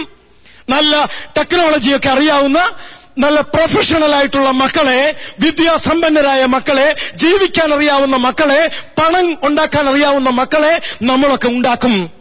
ദൈവരാജ്യ അനുഭവമില്ലാത്ത മക്കളെ സൃഷ്ടിക്കുന്ന മാതാപിതാക്കളും സമൂഹവുമായിട്ട് നമ്മൾ മാറും. അതുകൊണ്ട് കർത്താവ് വിളിക്കുന്നത് മാനസാന്തരത്തിലേക്ക് വാ. ഓരോരുത്തർക്കും മാനസാന്തരം ആവശ്യമുണ്ട്. അപ്പനാണെങ്കിലും അമ്മയാണെങ്കിലും യുവാവാണെങ്കിലും യുവതിയാണെങ്കിലും ഭർത്താവാണെങ്കിലും ഭാര്യയാണെങ്കിലും സന്യാസിയാണെങ്കിലും സന്യാസിനിയാണെങ്കിലും ഓരോരുത്തർക്കും മാനസാന്തരത്തിലേക്ക് വരേണ്ട കടമയുണ്ട്. പ്രിയപ്പെട്ടവരെ, 3 കാര്യങ്ങൾ ശ്രദ്ധിക്കണം. മാനസാന്തരാനുഭവത്തിലേക്ക് വരാൻ 3 കാര്യങ്ങൾ ശ്രദ്ധിക്കണം. ആ 3 കാര്യങ്ങൾ ഞാൻ വിശുദ്ധ മർക്കോസിന്റെ സുവിശേഷം 8-ാം അധ്യായത്തിൽ നിന്ന് ഒരു ഭാഗം, 8, 9, 10 അധ്യായങ്ങൾ 3 ഭാഗങ്ങളിൽ നിന്ന് നമ്മൾ ഈ മാനസാന്തരത്തിന്റെ ചില തലങ്ങളെ നമ്മൾ തിരിച്ചറിയണം. 8-ാം അധ്യായത്തിൽ കാണുന്ന ഇതാണ്. അതിനു മുമ്പ് ഒന്ന് പറഞ്ഞോട്ടെ. ഈശോ ശിഷ്യന്മാരെ തെരഞ്ഞെടുത്തത് എന്തിനാണെന്ന് നിങ്ങൾക്കറിയാം. വിശുദ്ധ മർക്കോസ് സുവിശേഷകൻ 3-ാം അധ്യായത്തിന്റെ 15-ാമത്തെ വാക്യത്തിൽ അത് പറഞ്ഞു വെക്കുന്നുണ്ട്. എന്തിനാണ് അവരെ തെരഞ്ഞെടുത്തത്? പ്രിയപ്പെട്ടവരെ, ദൈവരാജ്യ അനുഭവത്തിൽ ജീവിക്കാൻ അവരെ തെരഞ്ഞെടുത്ത്, ദൈവരാജ്യം പ്രഘോഷിക്കാൻ അവരെ തെരഞ്ഞെടുത്ത്. വാക്യം ഇങ്ങനാണ്: തന്നോട് കൂടെ ആയിരിക്കുക, തന്നോട് കൂടെ ആയിരിക്കുക. അതാണ് ദൈവരാജ്യ അനുഭവത്തിൽ ജീവിക്കുക. ദൈവരാജ്യ അനുഭവത്തിൽ ജീവിക്കാൻ വേണ്ടിയാണ് അവരെ തെരഞ്ഞെടുത്തത്. തന്നോട് കൂടെ ആയിരിക്കുക. അടുത്തതെന്താ പറയണേ? പ്രസംഗിക്കാൻ അയക്കുന്നതിന്, ദൈവരാജ്യം പ്രഘോഷിക്കാൻ വിടുക. പിശാചുക്കളെ ബഹിഷ്കരിക്കുന്നതിന്, ദൈവരാജ്യത്തിന്റെ അടയാളങ്ങൾ ഈ പ്രപഞ്ചത്തിൽ കാണിച്ചു കൊടുക്കാൻ കർത്താവ് വിളിച്ചത് അതിനു വേണ്ടിയാ. പക്ഷേ 3 വർഷത്തെ ഇവരെ കൊണ്ടു നടക്കുന്നതിനിടയിൽ കർത്താവ് അനുഭവിച്ച ഏറ്റവും വലിയൊരു വിഷമവും ഇവരെ ദൈവരാജ്യത്തിന്റെ സന്തതികളാക്കി മാറ്റാൻ സാധിക്കാത്തതിന്റെ ചില ബുദ്ധിമുട്ടുകൾ കർത്താവ് അനുഭവിക്കുന്നില്ലേ എന്ന് നമ്മളൊന്ന് ആത്മശോധന ചെയ്യണം. മർക്കോസ് സുവിശേഷം 8-ാം അധ്യായത്തില് നമ്മളൊന്ന് നോക്കിക്കേ. 8-ാം അധ്യായത്തിൽ കർത്താവ് തന്റെ പീഡാനുഭവത്തെക്കുറിച്ചൊരു പ്രവചനം നടത്തുന്നുണ്ട്. 27 മുതലുള്ള വാക്യങ്ങളാണ്. യേശുവും ശിഷ്യന്മാരും കേസറിയ ഫിലിപ്പയിലെ ഗ്രാമങ്ങളിലേക്ക് പുറപ്പെട്ടു. വഴിമധ്യേ അവൻ ശിഷ്യന്മാരോട് ചോദിച്ചു, ഞാൻ ആരാണെന്നാണ് ആളുകൾ പറയുന്നത്? നോക്കൂ, നിങ്ങൾക്കറിയാവുന്ന സംഭവമാണ്. അപ്പോ പത്രോസാണ്. ശിഷ്യന്മാർ പലരും പറഞ്ഞു, നീ ഏലിയായാണ്, മോശയാണ്, പ്രവാചകന്മാരിൽ ഒരുവനാണ്. ചിലർ പറയണു നീ സ്നാപകയോഹന്നാൻ ഉയർത്തെഴുന്നേറ്റതാണ്. പക്ഷേ പത്രോസ് നല്ല ഒന്നാന്തരം മറുപടി പറഞ്ഞ് കർത്താവിനെ അതിശയിപ്പിക്കുന്നുണ്ട്. പത്രോസിന്റെ മറുപടി ഇപ്പൊ നിങ്ങളുടെ നാവിൻ തുമ്പിലെത്തി. കർത്താവെ, നീ ഏലിയായല്ല, മോശയല്ല, സ്നാപകൻ ഉയർത്തതുമല്ല. ഞാൻ പറയാം നീ ആരാണെന്ന്. നീ ജീവനുള്ള ദൈവത്തിന്റെ പുത്രനായ ക്രിസ്തുവാണ്. നോക്കൂ, ഈശോയ്ക്ക് എന്ത് സന്തോഷം തോന്നിക്കാണും. കർത്താവ് പറഞ്ഞു, എടാ യോനായുടെ പുത്രനായ ശിമയോനെ, നീ ഭാഗ്യവാനാണ്. ഈ തിരിച്ചറിവ് കിട്ടിയ നീ ഭാഗ്യവാനാണ്. അങ്ങനെ അഭിനന്ദിച്ചിട്ടൊക്കെ മുമ്പോട്ട് പോവുകയാണ്. അങ്ങനെ പോകുന്ന വഴിക്ക് നമ്മൾ മുമ്പോട്ട് വായിക്കുമ്പോൾ കാണാൻ പറ്റും, കർത്താവ് അവരോട് ഒരു കാര്യം തുറന്നു പറഞ്ഞു. ഈശോ ശിഷ്യന്മാരോട് മാത്രമായി, ജനക്കൂട്ടത്തെ എല്ലാം മാറ്റി നിർത്തി ഈ 12 പേരോട് മാത്രമായി അവനൊരു കാര്യം തുറന്നു പറഞ്ഞു. അതെന്താ അവൻ പറഞ്ഞേ? നിങ്ങൾ ഈ കാണുന്നത് പോലെയുള്ള ഒന്നുമല്ല കാര്യങ്ങൾ. അവരെന്നെ പിടിക്കും, അവരെന്നെ തല്ലും, അവസാനം അവരെന്നെ കൊല്ലും. ഇതവൻ അവരോട് തുറന്നു പറഞ്ഞു. അപ്പൊ നമ്മൾ കാണുന്ന ഒരു കാര്യമുണ്ട്, കാഴ്ചയുണ്ട്. ഇത് പറഞ്ഞ പാടെ പത്രോസ് ചാടി വീണ് കർത്താവിനോട് പറഞ്ഞു, കാര്യദാഹത്തൊന്നും പറയല്ല, നീ ഇങ്ങനെ പറയല്ലേ, നിന്നെ ഒരു കാരണവശാലും കൊല്ലാൻ ഞങ്ങൾ സമ്മതിക്കില്ല, നിനക്കിത് സംഭവിക്കാതിരിക്കട്ടെ. പ്രിയപ്പെട്ടവരെ, പത്രോസിന് ഒരിക്കലും കർത്താവ് പറഞ്ഞത് അങ്ങോട്ട് സ്വീകരിക്കാൻ പറ്റുന്നില്ല. ഉടൻ തന്നെ കർത്താവ് പത്രോസിനെ ശാസിച്ചുകൊണ്ട് പറഞ്ഞു, സാത്താനെ ദൂരെ പോ എന്നൊക്കെ പറഞ്ഞതിന് ശേഷം പറഞ്ഞു, നിന്റെ ചിന്തകൾ ദൈവികമല്ല, മാനുഷികമാണ്. നിന്റെ ചിന്തകൾ വെറും മാനുഷികമാണ്. പ്രിയപ്പെട്ടവരെ, ഈ ഒരു തലത്തെ നമ്മൾ ശ്രദ്ധിക്കണം. പലപ്പോഴും ഉണ്ടല്ലോ, ദൈവത്തിന്റെ ഇംഗിതത്തിന് കീഴ്പ്പെടാൻ പല മനുഷ്യർക്കും സാധിക്കില്ല. മാനസാന്തരത്തെക്കുറിച്ച് ചിന്തിക്കേണ്ട 1-ാമത്തെ തലമാണത്. ദൈവത്തിന്റെ ഇംഗിതത്തിന് എനിക്ക് കീഴ്പ്പെടാൻ സാധിക്കുന്നുണ്ടോ? ധാരാളം മനുഷ്യർ വിഷമിക്കുന്ന കാര്യം ഇതാ. ദൈവത്തിന് എന്റെ ജീവിതത്തിൽ ഞാൻ എന്ത് സ്ഥാനമാണ് കൊടുത്തിരിക്കുന്നത്? ദൈവത്തിന് എന്റെ ജീവിതത്തിൽ അവൻ ഇഷ്ടമുള്ളതുപോലെ പ്രവർത്തിക്കാനുള്ള സ്വാതന്ത്ര്യം ഞാൻ കൊടുത്തിട്ടുണ്ടോ? ദൈവത്തിന്റെ ഇംഗിതത്തിന് എനിക്ക് കീഴ്പ്പെടാൻ പറ്റുമോ? ഇവിടെ കർത്താവിന് അത് സാധിക്കും, ഈശോയ്ക്ക് സാധിച്ചു. നമ്മൾ വായിക്കുന്നുണ്ട് മർക്കോസ് സുവിശേഷത്തിലെ 14-ാം അധ്യായത്തിൽ ഗത്സമൻ തോട്ടത്തിലിരുന്ന് രക്തം വിയർക്കുന്ന കർത്താവ് പറഞ്ഞു, അപ്പാ എനിക്ക് പറ്റണില്ല, ഈ പാനപാത്രം എനിക്ക് കുടിക്കാൻ പറ്റണില്ലപ്പാ എന്ന് പറഞ്ഞ കർത്താവ് അതേ മാത്രയിൽ അപ്പന്റെ ഇംഗിതത്തിന് തന്നെ വിട്ടുകൊടുത്തു. എങ്കിലും എന്റെ ഇഷ്ടമല്ലപ്പാ, നിന്റെ ഇഷ്ടം നിറവേറട്ടെ. കണ്ടോ, എന്റെ ഇഷ്ടമല്ല, നിന്റെ ഇഷ്ടം നടക്കട്ടെ. നോക്കൂ പ്രിയപ്പെട്ടവരെ, 33കാരൻ ഒരു ചെറുപ്പക്കാരന്റെ ജീവിതം തീരാൻ പോകുന്ന സമയത്താണ്. അവൻ അടുത്ത മണിക്കൂറിൽ അവന്റെ ശരീരം ഇഞ്ചിഞ്ചായി തകർക്കപ്പെടാൻ പോകുന്നത് മുമ്പിൽ കണ്ടിട്ടാണ് മകൻ പ്രാർത്ഥിക്കണേ, അപ്പാ പറ്റണില്ല. പക്ഷെ അടുത്ത മാത്രയിൽ ഈ മകൻ തന്നെ പറഞ്ഞു, അപ്പന്റെ ഇംഗിതത്തിന്, അപ്പന്റെ ഇഷ്ടത്തിന്, അപ്പന്റെ നിയമത്തിന് ഞാനിതാ സർവാത്മന കീഴടങ്ങുന്നു. ഇവിടെ പ്രിയപ്പെട്ടവരെ, പത്രോസിനത് സാധിക്കുന്നില്ല. എന്നെ കേൾക്കുന്ന പ്രിയമുള്ളവരെ, ദൈവത്തിന്റെ ഇംഗിതത്തിന് കീഴ്പ്പെടാൻ നമ്മൾ പഠിച്ചോ? എന്റെ ജീവിതത്തിൽ എനിക്കിഷ്ടമില്ലാത്തത് വന്ന് സംഭവിക്കുമ്പോ, ഞാൻ വിചാരിക്കുന്നതിന് വിപരീതമായിട്ട് ചിലപ്പോ എന്റെ ജീവിതത്തിൽ പലതും സംഭവിക്കുമ്പോ, ദൈവത്തിന്റെ ഇഷ്ടത്തിന് കീഴ്വഴങ്ങാൻ എന്റെ മനസ്സ് പഠിച്ചോ? അതോ ഞാനും പത്രോസിനെ പോലെ പറയൂ, അത് നടക്കില്ല, അത് പറ്റില്ല, അത് നടക്കില്ല, എനിക്കിത് മാറ്റിത്തരണം, അല്ലാതെ പറ്റില്ല, ഞാനും പറയുമോ? മാനസാന്തരം ഇവിടെ വേണ്ടേ? ദൈവരാജ്യത്തിലേക്ക് ഒരുവൻ വീണ്ടും ജനിക്കുക, ദൈവരാജ്യത്തിലേക്ക് ഒരുവൻ മാനസാന്തരപ്പെടുക എന്ന് പറഞ്ഞാൽ അവന് ദൈവത്തിന്റെ ഹിതത്തിന് എന്റെ ജീവിതത്തിൽ, എന്റെ മക്കളുടെ ജീവിതത്തിൽ, എന്റെ പ്രാണപ്രിയയുടെ ജീവിതത്തിൽ, എന്റെ കച്ചവടത്തിൽ, എന്റെ കൃഷിയിടത്തിൽ, എന്റെ വരുമാന മാർഗങ്ങളിൽ ദൈവത്തിന്റെ ഇംഗിതം നടക്കട്ടെ. ഇത് പറയാൻ തക്കവണ്ണം ഒരു ആമേൻ പറയാൻ എന്റെ ജീവിതത്തിൽ ഞാൻ പഠിച്ചോ? ഇല്ലെങ്കിൽ ഒരു മാനസാന്തരം, പ്രിയ മാതാവേ, പിതാവേ, പ്രിയ സ്നേഹിത, ഒരു മാനസാന്തരം എന്റെ ജീവിതത്തിൽ ആവശ്യമാണ്. ദൈവത്തിന്റെ ഇംഗിതത്തിന് നമ്മൾ വായിക്കുന്നുണ്ട്, റോമാക്കാരുടെ ലേഖനത്തിൽ വിശുദ്ധ പൗലോസ്ലീഹ ഇപ്രകാരം കുറിച്ചു വയ്ക്കുന്നുണ്ട്, ജഡിക താല്പര്യങ്ങളിൽ മുഴുകിയിരിക്കുന്ന മനസ്സ് ദൈവത്തിന്റെ ശത്രുവാണ്. 8-ാം അധ്യായത്തില് ജഡിക താല്പര്യങ്ങളിൽ മുഴുകിയിരിക്കുന്ന മനസ്സ് ദൈവത്തിന്റെ ശത്രുവാണ്. അത് ദൈവത്തിന്റെ നിയമത്തിന് കീഴ്പ്പെടുന്നില്ല. ശ്രദ്ധിക്കണേ, അത് ദൈവത്തിന്റെ നിയമത്തിന് കീഴ്പ്പെടുന്നില്ല. അടുത്ത വാക്യം കൂടി എന്റെ പ്രിയപ്പെട്ടവർ ശ്രദ്ധിച്ചു കേൾക്കണം.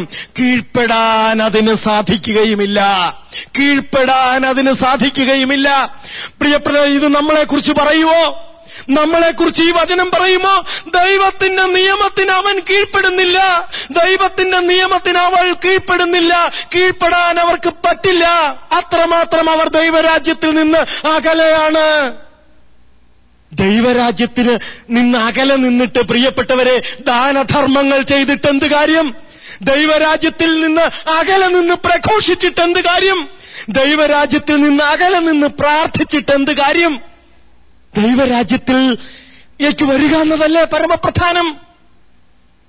ഇവിടെ പത്രോസ് ദൈവത്തിന്റെ ഇംഗിതത്തിന് കീഴ്പ്പെടാൻ ആവാത്തവണ്ണം ദൈവരാജ്യത്തിൽ നിന്ന് അകലെയാണ്.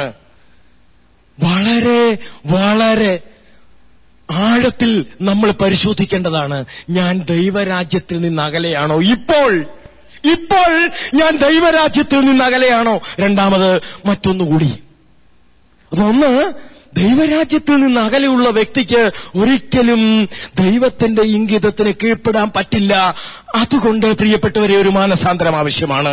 8-ാം അധ്യായത്തില് 30 മുതലുള്ള വാക്യങ്ങൾ വായിക്കുമ്പോഴത്തേക്കും നമ്മൾ വീണ്ടും അങ്ങനെ തന്നെയാണ്. അവൻ പറഞ്ഞു, മനുഷ്യപുത്രൻ മനുഷ്യരുടെ കൈകളിൽ ഏൽപ്പിക്കപ്പെടുകയും അവർ അവനെ വധിക്കുകയും ചെയ്യും. അവൻ വധിക്കപ്പെട്ട് 3 ദിവസം കഴിയുമ്പോൾ ഉയർത്തെഴുന്നേൽക്കും. പ്രിയപ്പെട്ടവരെ, അവർക്കങ്ങോട്ട് അവർക്ക് സഹിച്ചില്ല. വെള്ളം വീഞ്ഞാക്കിയ ഞങ്ങളുടെ ഗുരുവിനെ കൊല്ലുകയോ, ലാസറിനെ ഉയർപ്പിച്ച ഞങ്ങളുടെ ഗുരുവിനെ കൊല്ലുകയോ അവർക്കങ്ങോട്ട് സഹിക്കുന്നില്ല. അവർ മുമ്പോട്ട് പോയി വീട്ടിൽ ചെന്നപ്പോ കർത്താവ് അവരോട് ചോദിച്ചു. 33-ാമത്തെ വാക്യം, അവർ പിന്നീട് കഫർനാമിലെത്തി. അവൻ വീട്ടിലായിരിക്കുമ്പോൾ അവരോട് ചോദിച്ചു, വഴിയിൽ വെച്ച് നിങ്ങൾ എന്തിനെക്കുറിച്ചാണ് തർക്കിച്ചുകൊണ്ടിരുന്നത്? അവരൊന്നും മിണ്ടിയില്ല. കാരണം പുറത്തു പറയാൻ കൊള്ളാവുന്ന കാര്യത്തെക്കുറിച്ചല്ല തർക്കിച്ചുകൊണ്ടിരുന്നേ. ഗുരു പറയണ കാര്യം എന്താ? അവരെന്നെ പിടിക്കും, അവരെന്നെ തല്ലും, അവരെന്നെ കൊല്ലും, പക്ഷേ 3-ാം ദിവസം ദൈവം എന്നെ ഉയർപ്പിക്കും. ഇതാണ് ഗുരു പറയണേ. പക്ഷേ ഇവര് തർക്കിക്കണ എന്തിനെക്കുറിച്ചാ? ഞാനാണോ വലുത്, നീയാണോ വലുത്? ഞാനാണോ വലുത്, നീയാണോ വലുത്? അപ്പൊ പ്രിയപ്പെട്ടവരെ, ഇവര് ദൈവരാജ്യത്തിൽ നിന്ന് എത്രയോ അകലെയാ. ദൈവരാജ്യത്തിൽ നിന്ന് എത്രയോ അകലെയാ നടക്കണേ. അവർക്കിപ്പോഴും പ്രശ്നം ഞാനോ വലുത് നീയോ വലുത്. പല വീട്ടിലെയും പ്രശ്നം എന്താ? ഭർത്താവാണോ വലുത്, ഭാര്യയാണോ വലുത്? ഭാര്യ പറയേ ഇപ്പൊ അങ്ങനൊന്നുമല്ല, 33% സംവരണമൊക്കെ ഞങ്ങൾക്കുണ്ട്, പാർലമെന്റിൽ ബില്ല് പാസാക്കി, അതുകൊണ്ട് ഞാനാ വലുത്. ചില ഭാര്യമാര് പറയാൻ തുടങ്ങി നമ്മൾ ഒപ്പമാന്ന്. പ്രിയപ്പെട്ടവർ, ഇത് ആരാടെടുക്കലായി വലുതാവണേ? അപ്പൊ ഭർത്താവ് പറയും സ്ത്രീയുടെ വാക്ക് കേട്ടിട്ടുള്ളവൻ മുടിഞ്ഞു പോയിട്ടേ ഉള്ളൂ, അതുകൊണ്ട് നീയല്ല വലുത്, ഞാനാണ് വലുത്. ഇത് ആരാരുടെ അടുക്കലാ വലുതാവണേ? ഇത് കേൾക്കണ പിള്ളേര് ചോദിക്കും കാരണവന്മാരോട്, നിങ്ങളാണോ വലുത്, ഞങ്ങളാണോ വലുത്? അത് കേൾക്കുമ്പോഴാണ് കാരണവന്മാർക്ക് തല കറങ്ങണേ. ഇവിടെ പ്രശ്നം ഇപ്പോഴും അത് തന്നെ. നമ്മളിപ്പോഴും ചോദിക്കണ ചോദ്യം അത് തന്നെ, ആരാ വലുത്? വലിയവനാവാൻ എന്തെടുക്കണം? ഇന്ന് പ്രിയപ്പെട്ടവരെ, വലിയവനാകാനുള്ള കുറുക്ക് വഴി നമ്മളൊക്കെ പഠിച്ചു കഴിഞ്ഞു. പണമുണ്ടെങ്കിൽ വലിയവനാകാമെന്ന് നമ്മളെ ആരോ പഠിപ്പിച്ചപ്പോ പണമുണ്ടാക്കാൻ എന്ത് കുതന്ത്രങ്ങളും സ്വീകരിക്കാൻ നമ്മളൊക്കെ മടിക്കാണ്ടായി. എന്നിട്ട് മനസാക്ഷി കുത്തുതീർക്കാൻ വേണ്ടി വന്നാൽ അല്പം ദാനധർമ്മവും കൂടെ ചെയ്താൽ ഓക്കെ, നമ്മുടെ ഭാഗം ക്ലീൻ എന്ന തലത്തിൽ വരെ സമൂഹം എത്തി. എന്താ കാര്യമെന്നറിയാമോ? വലിപ്പത്തെക്കുറിച്ചുള്ള ഒരു അകാരണമായ ചിന്ത മനുഷ്യനെ ഇന്ന് എവിടോ കൊണ്ടെത്തിച്ചു. അവൻ ചോദിക്കാൻ തുടങ്ങി, അയൽപക്കത്തെക്കാൾ വലിപ്പമുള്ളവനാകണമെന്ന് ശ്രദ്ധിക്കാൻ തുടങ്ങി. സ്കൂളിൽ വിടുന്ന കുട്ടിയെപ്പോലും നമ്മൾ പറഞ്ഞ ഒരെണ്ണത്തിനെ നമ്മുടെ മുമ്പേ കയറ്റി വിടരുതെന്ന പിള്ളേരോട് പറയണേ. ഓണപരീക്ഷയ്ക്ക് എത്ര സ്ഥാനം ഉണ്ടായിരുന്നു? 2ാം സ്ഥാനം. അടുത്ത പരീക്ഷയ്ക്ക് 1 ആക്കണം കേട്ടോ എന്ന് പറഞ്ഞാൽ മുമ്പേ പോണ ഒന്നുകാരനെ പിടിച്ച് പുറകോട്ടാക്കിയിട്ട് നീ ഫ്രണ്ടിൽ കയറണം. അപ്പോൾ തന്നെ കൊച്ചിന് പിടികിട്ടും, ഒരിക്കലും തോക്കരുത്, ഒരിക്കലും ഒരുത്തനെ എന്റെ മുമ്പേ വിടരുത്. കൊച്ചിന്റെ ന്യായപ്രമാണമായിട്ട് ഇത് മാറും. ഒരിക്കലും എന്റെ മുമ്പേ ഒരുത്തനെ വിടരുത്. അത് ജീവിതത്തിന്റെ അവസാനം വരെ ഈ കൊച്ചു പാലിക്കും. ഒരിക്കലും ഒരുത്തനെ എന്നേക്കാൾ വലുതാകാൻ സമ്മതിക്കരുത്. ഭാര്യയാണെങ്കിലും മക്കളാവണമെങ്കിലും അവസാനം മരിക്കാൻ നേരവും അവൻ പറയും, എനിക്ക് ചെറുതാവാൻ മനസ്സില്ല. കാരണം അപ്പൻ ചെറുതാവണത് ഞാൻ കണ്ടിട്ടില്ല, അമ്മ ചെറുതാവണത് ഞാൻ കണ്ടിട്ടില്ല, എന്റെ വീട്ടിൽ ആരും ചെറുതാവണത് ഞാൻ കണ്ടിട്ടില്ല, പിന്നെ ഞാനെങ്ങനെ ചെറുതാവും? ഇവിടെ ശിഷ്യന്മാരുടെ പ്രശ്നവും അത് തന്നെ, വലുതാവണം. പത്രോസ് ചോദിച്ചു, ഞാനാണോ വലുത് അതോ നീയാണോ വലുത്? യോഹന്നാൻ ചോദിച്ചു, ഞാനാണോ വലുത് നീയാണോ വലുത്? ആ ചോദ്യം ഇന്ന് നമ്മുടെ തലമുറയിലും എത്തിയിരിക്കുന്നു. അപ്പനാണോ വലുത്, അമ്മയാണോ വലുത്? പണം ഇല്ലാത്തവനാണോ വലുത്, ഉള്ളവനാണോ വലുത്? വിദ്യാഭ്യാസം ഉള്ളവനാണോ വലുത്, ഇല്ലാത്തവനാണോ വലുത്? അങ്ങനെയെങ്കിൽ എനിക്ക് വലിപ്പം ഉണ്ടാക്കണ്ടേ, അതിന് ഞാൻ എന്ത് ചെയ്യണം? എന്ത് ചെയ്താൽ എനിക്ക് വലിപ്പം കിട്ടും? ഈ ചോദ്യം എത്തിക്കഴിഞ്ഞു. പ്രിയപ്പെട്ടവരെ, ഇവിടെ ഒരു മാനസാന്തരം ആവശ്യമാണ്. കർത്താവ് ഒരു ശിശുവിനെ എടുത്ത് ഉയർത്തിപ്പിടിച്ചിട്ട് പറഞ്ഞു, കർത്താവ് അവർക്ക് കൊടുത്ത ചുട്ട മറുപടിയാ. ഒരു ശിശുവിനെ എടുത്ത് ഉയർത്തി നിർത്തിയിട്ട് പറഞ്ഞു, ദേ ഇതുപോലെ ഈ കൊച്ചിനെ പോലെ നിങ്ങളെ ചെറുതാവുന്നില്ലെങ്കിൽ. പ്രിയപ്പെട്ടവരെ, ചെറുപ്പം ക്രൈസ്തവ ജീവിതത്തിന്റെ വളരെ അടിത്തട്ടാണ്. ചെറുപ്പം, ചെറുതാവാൻ കഴിയുക, ഉള്ളിലെ വിനയം, ഉള്ളിലെ ചെറുപ്പം, ഇത് ക്രൈസ്തവ ജീവിതത്തിന്റെ ബേസാണ്, അടിത്തറ തന്നെയാണ്. ഇത് വിട്ടിട്ട് ഞാനും നിങ്ങളും എത്ര ദൂരം മുമ്പോട്ടോടിയാലും അത് ക്രിസ്തീയമല്ല. ഒരു തിരിച്ചുവരവാണ് ഇവിടെ വിളിക്കുന്നത്. മാനസാന്തരം ഒരു തിരിച്ചുവരവാണ്. എന്തിലേക്കുള്ള തിരിച്ചുവരവ്? ചില നിലപാടുകളിലേക്കുള്ള തിരിച്ചുവരവ്, ചില നിലപാടുകളിലേക്കുള്ള തിരിച്ചുപോക്ക്. പ്രിയ ക്രിസ്ത്യാനി, ഒരു നിലപാട്, ഒരു ക്രൈസ്തവ നിലപാട്, ഒരു ദൈവരാജ്യത്തിന്റെ നിലപാടിലേക്ക് ഒരു തിരിച്ചുപോക്കിന് എന്നെ കർത്താവ് വിളിക്കുന്നുണ്ടെങ്കിൽ അതാണ് മാനസാന്തരം. ഇവിടെയാണ് കർത്താവ് ചോദിച്ചത്, നമുക്ക് എത്രത്തോളം ഈ ചെറുതാവാൻ ശൂന്യവൽക്കരിക്കാൻ. ഫിലിപ്പിയ ലേഖനത്തിൽ നിന്നിട്ട് പൗലോസ്ലിഹ, ഇത് ഉൾക്കൊണ്ട പൗലോസ്ലിഹ വിളിച്ചു പറഞ്ഞു, അവൻ ദൈവമായിരുന്നിട്ടും ദൈവത്തോടുള്ള സമാനത നിലനിർത്തേണ്ടത് കാര്യമായി പരിഗണിക്കാതെ തന്നെ ശൂന്യനാക്കി. എന്നിട്ട് ദാസന്റെ വേഷം സ്വീകരിച്ചു. ആകൃതിയിൽ മനുഷ്യനെ പോലെ കാണപ്പെട്ടു. നോക്കൂ, ദൈവം ആകൃതിയിൽ ഒരു മനുഷ്യനെ പോലെ കാണപ്പെട്ടു. എന്നിട്ടോ മരണം വരെ, അതേ കുരിശുമരണം വരെ അനുസരണമുള്ളവനായി തന്നെ താഴ്ത്തി.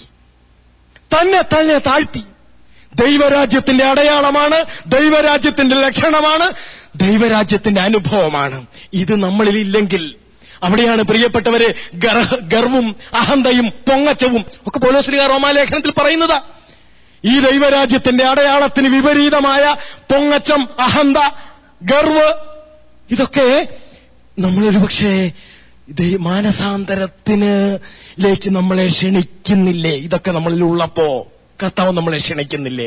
മൂന്നാമത്തെ ഒരു കാര്യം കൂടി, മാനസാന്തരത്തിന് ഏത് തലത്തിലുള്ള മാനസാന്തരമെന്ന് മർക്കോസിന്റെ സുവിശേഷം 9-ാം അധ്യായത്തിൽ ഒരിക്കൽ കൂടി കർത്താവ് ശ്രമിക്കുകയാണ് ശിഷ്യന്മാരോട് ഇതൊന്ന് പറഞ്ഞു മനസ്സിലാക്കാൻ. അവൻ വീണ്ടും പറഞ്ഞു. 9-ാം അധ്യായത്തിന്റെ 32-ാമത്തെ വാക്യത്തില് കർത്താവ് വീണ്ടും അവരോട് അരുളി ചെയ്തു, മനുഷ്യപുത്രൻ തനിക്ക് സംഭവിക്കാനിരിക്കുന്ന കാര്യങ്ങൾ അവൻ പറയാൻ തുടങ്ങി. ഇതാ നമ്മൾ ജെറൂസലേമിലേക്ക് പോവുകയാണ്. മനുഷ്യപുത്രൻ പ്രധാന പുരോഹിതന്മാർക്കും നിയമജ്ഞന്മാർക്കും ഏൽപ്പിക്കപ്പെടും. അവർ അവനെ മരണത്തിനും വിധിക്കുകയും വിജാതിയർക്ക് ഏൽപ്പിച്ചു കൊടുക്കുകയും ചെയ്യും.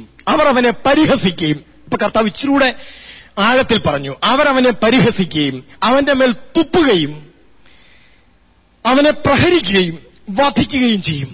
ഇത് കേട്ടപ്പം ശിഷ്യന്മാർക്ക് ഒരു കുലുപ്പോ ഇല്ല. ഇത് പറഞ്ഞിട്ട് തിരിച്ചു നോക്കിയപ്പോ കാണുന്ന കാഴ്ച എന്താണെന്നറിയാമോ? 2 ശിഷ്യന്മാരെ അവരുടെ അമ്മയും കൊണ്ട് വന്നേക്കുവാണ്. ഗുരു, നീ മരിക്കുകയോ മരിക്കാണ്ടിരിക്കുകയോ, കൊല്ലപ്പെടുകയോ കൊല്ലപ്പെടാണ്ടിരിക്കുകയോ, ഇതെന്ത് ചെയ്താലും ഞങ്ങൾക്ക് വിഷയമല്ല. അമ്മയുടെ പ്രശ്നം ഇതാണ്, മക്കളുടെ പ്രശ്നവും അത് തന്നെയാണ്. നീ പോയി കഴിഞ്ഞാൽ ദേ ഒരുത്തനെ ഇടത്തും മറ്റവനെ വലത്തും നിർത്തിയിട്ടേ പോകാവൂ. കണ്ടോ പ്രിയപ്പെട്ടവരെ, അവരുടെ കണ്ണുകൾ ഇപ്പോഴും ഇവിടെ തന്നെ. ഇവിടെയാണ് മാനസാന്തരം വേണ്ടേ? പ്രിയ ക്രിസ്ത്യാനി, എന്റെ നിങ്ങളുടെ കണ്ണുകൾ ഇവിടുന്ന് പറഞ്ഞോ? വിശുദ്ധ പൗലോസ് കൊളോസ്യർക്ക് എഴുതിയ ലേഖനത്തിൽ ചോദിച്ചില്ലേ, നമ്മളൊക്കെ ഉന്നതത്തിൽ നിന്ന് വീണ്ടും ജനിച്ചവരാണ്. ഉന്നതത്തിൽ നിന്ന് വീണ്ടും ജനിച്ചവരാണ്. പത്രോസ് അപ്പോസ്തലൻ പറഞ്ഞു, നിങ്ങൾ വീണ്ടും ജനിച്ചിരിക്കുന്നത് നശ്വരമായ ബീജത്താലല്ല, നശ്വരമായ ബീജത്താലല്ല, അനശ്വരമായ ദൈവവചനത്താലാണ്. പ്രിയപ്പെട്ടവരെ, ഉന്നതങ്ങളിലേക്ക് നോക്കാൻ നമ്മൾ തുടങ്ങിയോ? നമ്മളൊക്കെ ഉന്നതങ്ങളിലേക്ക് നോക്കി നടക്കാൻ തുടങ്ങിയോ? അതോ നമ്മുടെയൊക്കെ ഇപ്പോഴും ഇവിടെ ഇച്ചിരി അംഗീകാരം കിട്ടണം, ഇവിടെ ഇച്ചിരി സ്നേഹം കിട്ടണം, ഇവിടെ ഇച്ചിരി പരിഗണന കിട്ടണം, ഇവിടെ ഇച്ചിരി വലിയ ആളാവണം, ഇവിടെ ഇത്തിരി രൂപയുണ്ടാക്കണം, ഇവിടെ ഇത്തിരി മേലാളും ചവഞ്ഞു നടക്കണം, ഇവിടെ ആൾക്കാരെല്ലാം പറയണം കൊള്ളാം കൊള്ളാം കൊള്ളാം. ഇപ്പോഴും നമുക്ക് ഇവിടുന്ന് കിട്ടുന്ന അംഗീകാരവും ഇവിടുന്ന് കിട്ടുന്ന പരിഗണനയും സ്നേഹവും മാത്രം തപ്പി നടക്കുന്ന വ്യക്തികളാണോ പ്രിയമുള്ളവരെ നമ്മൾ? അതോ നമുക്ക് ഉന്നതങ്ങളിലേക്കുള്ള ഒരു കണ്ണ്? റോമാലേഖനത്തിൽ വിശുദ്ധ പൗലോസ് ശ്ലീഹ പറയില്ലേ, 8-ാം അധ്യായത്തിന്റെ 18-ാമത്തെ വാക്യം, വെളിപ്പെടുത്തപ്പെടാനിരിക്കുന്ന മഹത്വത്തോട് തുലനം ചെയ്യുമ്പോൾ ഇന്നത്തെ കഷ്ടതകൾ നിസ്സാരമാണ്. ഹല്ലേലൂയ. വെളിപ്പെടുത്തപ്പെടാനിരിക്കുന്ന മഹത്വത്തോട് തുലനം ചെയ്യുമ്പോൾ ഇന്നത്തെ കഷ്ടതകൾ നിസ്സാരമാണ്. ഒന്നാലോചിച്ച് നോക്കൂ പ്രിയപ്പെട്ടവരെ, നമ്മളൊക്കെ നമ്മുടെ കഷ്ടതകളെ കുറിച്ച് നമ്മൾ ഓർത്തുകൊണ്ട് നടക്കണേ എന്താ? മുടിഞ്ഞു, ആകപ്പാടെ നശിച്ചു. അവർക്കൊക്കെ നോക്കിക്കേ കഷ്ടതയില്ല, ഇവർക്ക് നോക്കിക്കേ ഒന്നിനൊന്നിന് കയറ്റവ, വെച്ചടി വെച്ചടി കയറ്റവ. ഞങ്ങൾ മാത്രം ഇങ്ങനെ കിടക്കണു, എന്റെ മക്കൾക്ക് മാത്രം ഒന്നുമില്ല. നമ്മളൊക്കെ ഭൂമിയിലേക്ക് നോക്കി വിലപിക്കുന്നവരാണോ? ഇവിടെയാണ് മാനസാന്തരം. അതോ ഉന്നതങ്ങളിലേക്ക് നമ്മുടെ കണ്ണുകൾ പറഞ്ഞോ? വെളിപ്പെടുത്തപ്പെടാനിരിക്കുന്ന മഹത്വത്തോട് തുലനം ചെയ്യുമ്പോ എന്റെ കഷ്ടതകൾ നിസ്സാരമെന്ന് എണ്ണുവോ? വിശുദ്ധ മത്തായിയുടെ സുവിശേഷം 5-ാം അധ്യായത്തിന്റെ 11-ാമത്തെ വാക്യം വളരെ ശ്രദ്ധേയമായ വാക്യമാണ്. നമ്മളൊക്കെ പലവട്ടം വായിക്കുകയും വായിച്ച് ധ്യാനിക്കുകയും പിന്നെയും ധ്യാനിക്കുകയും ചെയ്യേണ്ട വാക്യമാണ്. വിശുദ്ധ മത്തായിയുടെ സുവിശേഷം 5-ാം അധ്യായത്തിന്റെ 11-ാമത്തെ വാക്യം. പ്രിയപ്പെട്ടവരെ, അവിടെ എന്താ പറയണേ? എന്നെ പ്രതി മനുഷ്യർ നിങ്ങളെ അവഹേളിക്കുകയും പീഡിപ്പിക്കുകയും എല്ലാവിധ തിന്മകളും വ്യാജമായി നിങ്ങൾക്കെതിരെ പറയുകയും ചെയ്യുമ്പോൾ നിങ്ങൾ ഭാഗ്യവാന്മാർ. ഇവിടുത്തെ ഭാഗ്യവാന്മാരെ കുറിച്ച് പറഞ്ഞു കേട്ടോ? ആരാ ഭാഗ്യവാൻ? ഒന്ന് ആലോചിച്ച് നോക്കിയേ പ്രിയപ്പെട്ടവരെ, നമ്മൾ ഈ വചനത്തിൽ നിന്ന് എത്ര അകലെ നിന്നിട്ടാ നമ്മൾ ക്രിസ്ത്യാനിയായി ജീവിക്കാൻ ശ്രമിക്കണേ. എന്റെ പ്രിയ ചേച്ചിമാരെ, എന്റെ പ്രിയ ചേട്ടന്മാരെ, ഒന്ന് ആലോചിച്ച് നോക്കൂ. ഈ വചനവും നമ്മളുമായിട്ട് വല്ല ബന്ധമുണ്ടോ? മനുഷ്യർ നിങ്ങളെയും എന്നെയും അവഹേളിക്കുമ്പോ നമുക്ക് എന്താ തോന്നണേ? തിളച്ചു പൊങ്ങുമല്ലേ ഇങ്ങോട്ട്? നമുക്ക് അരിശം വരണു, ദേഷ്യം വരണു, സങ്കടം വരണു, പറയാവുന്നതെല്ലാം പറയണു, വായി തോന്നിയതെല്ലാം വിളിച്ചു പറയണു. എന്താ നമ്മളിൽ നിന്ന് വരുന്നത്? ഒന്ന് കണ്ടോ ഈ വചനത്തിന്റെ മാധുര്യം? കണ്ടോ ഈ വചനം പറഞ്ഞത് കേട്ടോ? എന്നെ പ്രതി മനുഷ്യർ നിങ്ങളെ അവഹേളിക്കുമ്പോ ഹേ മാതാവേ പിതാവേ നിങ്ങൾ ഭാഗ്യവാൻ, ഭാഗ്യവാൻ. അങ്ങനെ ഒന്ന് ചിന്തിക്കാൻ എന്റെ പ്രിയപ്പെട്ടവരെ നമുക്ക് കഴിഞ്ഞാൽ, ഇല്ലെങ്കിൽ പ്രിയ അമ്മേ, പ്രിയ അപ്പ, പ്രിയ യുവാവേ യുവതി, നിങ്ങൾക്കും എനിക്കും ഒരു മാനസാന്തരം ആവശ്യമാണ്. ഒരു മാനസാന്തരം ആവശ്യമാണ്. അല്ലെങ്കിൽ നമ്മൾ ഈ വചനത്തെ ചുറ്റിപ്പറ്റി നടക്കണവരാവും. ഒരിക്കലും ആ വചനത്തിലേക്ക് പ്രവേശിക്കില്ല. മനുഷ്യർ നിങ്ങളെ അവഹേളിക്കുകയും പീഡിപ്പിക്കുകയും എല്ലാവിധ തിന്മകളും വ്യാജമായി നിങ്ങൾക്കെതിരെ പറയുകയും ചെയ്യുമ്പോൾ പറയട്ടെ എന്ന് ഒക്കെയാ പറഞ്ഞു വെക്കണേ, നിങ്ങൾ ഭാഗ്യവാനാണെന്ന്. നമ്മൾ ദൈവരാജ്യത്തിലേക്ക് വീണ്ടും ജനിച്ചെങ്കിൽ ഈ അടയാളം കാണും. ഈശോ പറഞ്ഞില്ലേ, മാനസാന്തരപ്പെട്, സ്വർഗരാജ്യം സമീപിച്ചിരിക്കുന്നു. വീണ്ടും പറഞ്ഞു, നിങ്ങൾ മാനസാന്തരത്തിന് യോജിച്ച അടയാളങ്ങൾ പുറപ്പെടുവിക്ക്. വിശുദ്ധ യോഹന്നാൻ സുവിശേഷകൻ ഇപ്രകാരം അരുളി ചെയ്തു, അവനെ സ്വീകരിച്ചവർക്കെല്ലാം, അവന്റെ നാമത്തിൽ വിശ്വസിച്ചവർക്കെല്ലാം അവൻ ദൈവമക്കളാവാൻ കഴിവ് നൽകി. ഈ ദൈവമക്കളാവാൻ എനിക്ക് സാധിക്കാത്തതിനെ പ്രതി മാനസാന്തരത്തിന്റെ പശ്ചാത്താപം പ്രിയപ്പെട്ടവരെ നമ്മളിൽ നിന്ന് ഉടലെടുക്കണം. എന്റെ കർത്താവേ, എനിക്ക് മാനസാന്തരപ്പെട്ട് ദൈവമകളുടെ ലക്ഷണം എന്റെ വാക്കിലും നോക്കിലും എന്റെ പ്രവൃത്തിയിലും എന്റെ ഇടപെടലിലും കാണിക്കാൻ പറ്റുന്നില്ലല്ലോ. ഏത് തലത്തിൽ എവിടെയൊക്കെ എനിക്ക് മാനസാന്തരം ആവശ്യമുണ്ട്. ഞാൻ ദൈവരാജ്യത്തിലേക്ക് വീണ്ടും ജനിക്കാൻ നിക്കോദേമോസിനോട് കർത്താവ് പറഞ്ഞ പോലെ, നിക്കോദേമോസേ, നിനക്ക് ദൈവരാജ്യത്തിൽ പ്രവേശിക്കണമെങ്കിൽ നീ വീണ്ടും ജനിക്കണം. എന്റെ ജീവിതത്തിൽ ഞാൻ എവിടുന്നൊക്കെയോ തിരിച്ചു പോരാനുണ്ട്. ചിലപ്പോൾ എന്റെ പിടിവാശിന്ന് ഒക്കെ ഞാൻ തിരിച്ചു പോരാറുണ്ട്. ചിലപ്പം എന്റെ തന്നെ അടിച്ചമർത്തപ്പെട്ട ദുഃഖങ്ങളിൽ നിന്ന് ഞാൻ തിരിച്ചു പോകാനുണ്ട്. അതുമല്ലെങ്കിൽ എന്റെ ഉള്ളിൽ ഞാൻ നിക്ഷേപിച്ചിരിക്കുന്ന അഹന്തയിൽ നിന്ന് ഞാൻ തിരിച്ചു പോകാനുണ്ട്. അല്ലെങ്കിൽ എന്റെ ഞാൻ ഭാവത്തിൽ നിന്ന്, വലുതാകാനുള്ള എന്റെ തത്രപ്പാടിൽ നിന്ന് ഒക്കെ ഞാൻ തിരിച്ചു പോകാനുണ്ട്. ഈ ഒരു തിരിച്ചുപോക്കിന് മാനസാന്തരം എന്ന് പറയും.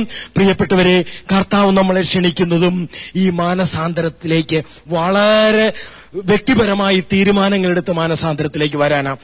എല്ലാവർക്കും ഒരു ആത്മശോധനയ്ക്ക് തയ്യാറാവാം. ഞാൻ ആരുമാവട്ടെ, അപ്പനാവാം, അമ്മയാവാം, യുവാവാം, യുവതിയാവാം, ഭർത്താവാം, ഭാര്യയാവാം, അതല്ലെങ്കിൽ സന്യാസിനിയാവാം, സന്യാസിയാവാം, ആരുമാവട്ടെ, ഞാൻ ദൈവരാജ്യ അനുഭവത്തിലാണോ ജീവിക്കുന്നത്? ഞാൻ ശുശ്രൂഷ ചെയ്യുന്നത് ദൈവരാജ്യ അനുഭവത്തിലാണോ? അടുക്കളപ്പണിയെടുക്കുന്ന എന്റെ ജീവിതത്തിൽ നിന്ന് ദൈവരാജ്യ അനുഭവം, അതിന്റെ ആനന്ദവും സമാധാനവും ഒക്കെ നഷ്ടപ്പെട്ടോ? കർഷകനായ, കച്ചവടക്കാരനായ, ഉദ്യോഗസ്ഥനായ എന്റെ ജീവിതത്തിൽ നിന്ന് ദൈവരാജ്യം പോയോ? എന്നെ ഭരിക്കുന്നത് ദുഃഖവും എന്നെ ഭരിക്കുന്നത് അശാന്തിയുമാണോ, അസമാധാനവുമാണോ എന്നെ ഭരിക്കണേ? നമുക്കൊന്ന് കണ്ണുകളടച്ച് കൈകൾ കൂപ്പി കർത്താവിന്റെ സന്നിധിയിൽ നിൽക്കാം. കർത്താവ് നമുക്ക് ഉത്തരം തരട്ടെ. ഈശോയെ, നീ ഞങ്ങൾക്ക് ഉത്തരം തരണമേ എന്ന് ഞങ്ങൾ പ്രാർത്ഥിക്കുന്നു. കർത്താവേ, ഇപ്പോൾ പ്രാർത്ഥിക്കുന്ന ഈ പ്രിയപ്പെട്ടവർക്ക് ഓരോരുത്തർക്കും നീ ഉത്തരം നൽകണമേ എന്ന് പ്രാർത്ഥിക്കുന്നു. ഞങ്ങളിലെ ദൈവരാജ്യത്തിന്റെ അനുഭവങ്ങളും അടയാളങ്ങളും നഷ്ടമായിരിക്കുന്നതിനെ കണ്ടെത്താൻ കർത്താവേ, ആരെല്ലാം ഇപ്പോൾ പ്രാർത്ഥിക്കുന്നുവോ അവർക്ക് അങ്ങ് ഉത്തരം കൊടുക്കണമേ എന്ന് പ്രാർത്ഥിക്കുന്നു. അങ്ങ് ഞങ്ങളോടല്ലേ അരുളി ചെയ്തത്? വിശുദ്ധ മത്തായിയുടെ സുവിശേഷത്തിലൂടെ അങ്ങ് അരുളി ചെയ്ത വാക്കുകൾ ഞങ്ങളുടെ ഓരോരുത്തരുടെയും മുഖത്ത് നോക്കിയല്ലേ അങ്ങ് പറയണേ, മാനസാന്തരപ്പെടുവിൻ മക്കളെ, ഇതാ സ്വർഗരാജ്യം സമീപിച്ചിരിക്കുന്നു. സ്വർഗരാജ്യത്തിലേക്ക് കടന്നു വരാൻ എന്നെയും എന്റെ ഈ പ്രിയപ്പെട്ടവരെയും മാനസാന്തരത്തിലേക്ക് വിളിക്കുന്ന കർത്താവേ, ഞങ്ങളുടെ ജീവിതത്തിന്റെ ഏത് തലങ്ങളിലും മാനസാന്തരത്തിന്റെ ഫലങ്ങൾ പുറപ്പെടുവിക്കാൻ കൃപ തരണമേ. കർത്താവേ, ഞങ്ങൾക്ക് ഞങ്ങളാണോ വലുത്? ഞങ്ങളുടെ ഇഷ്ടങ്ങളാണോ വലുത്? ഞങ്ങളുടെ താല്പര്യങ്ങളാണോ വലുത്? ദൈവത്തിന്റെ ഇഷ്ടത്തിന് എന്റെ ജീവിതത്തെ, എന്റെ കുടുംബത്തെ വിട്ടുകൊടുക്കാൻ എനിക്ക് സാധിക്കുന്നില്ലേ? ദൈവത്തിന്റെ നിയമത്തിനും ഇംഗിതത്തിനും കീഴ്പ്പെടാൻ എനിക്ക് സാധിക്കുന്നില്ലല്ലോ കർത്താവേ. പറ്റണില്ല ദൈവമേ, എനിക്ക് എന്റെ ഇഷ്ടം നടക്കണം, ഞാൻ വിചാരിച്ചത് നടക്കണം. നിന്നെ കൂടാതെ ഞാൻ വിചാരിക്കുന്നു, നിന്നെ കൂടാതെ ഞാൻ പദ്ധതികൾ മെനയുന്നു, അതെല്ലാം നടക്കണം. നിന്റെ ഇഷ്ടം എന്താണെന്ന് എനിക്കറിയില്ല, ഞാൻ അതിനൊട്ട് കീഴ്വഴങ്ങാൻ റെഡിയുമല്ല കർത്താവേ. സമർപ്പിക്കുന്നു. ഇവിടുന്ന് ഒരു തിരിച്ചുപോക്കിലേക്ക് എന്നെ നീ ഇപ്പോൾ അനുഗ്രഹിക്കണമേ.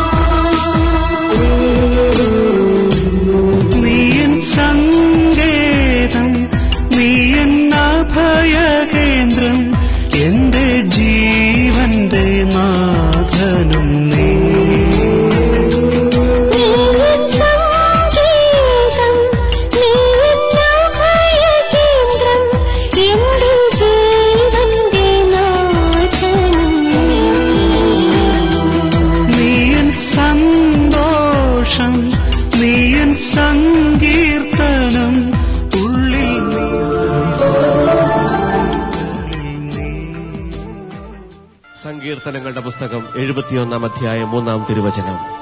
കർത്താവേ, അങ്ങെനിക്ക് അഭയശിലയും രക്ഷാദുർഗവുമായിരിക്കണമേ. അങ്ങാണ് എന്റെ അഭയശിലവും ദുർഗവും.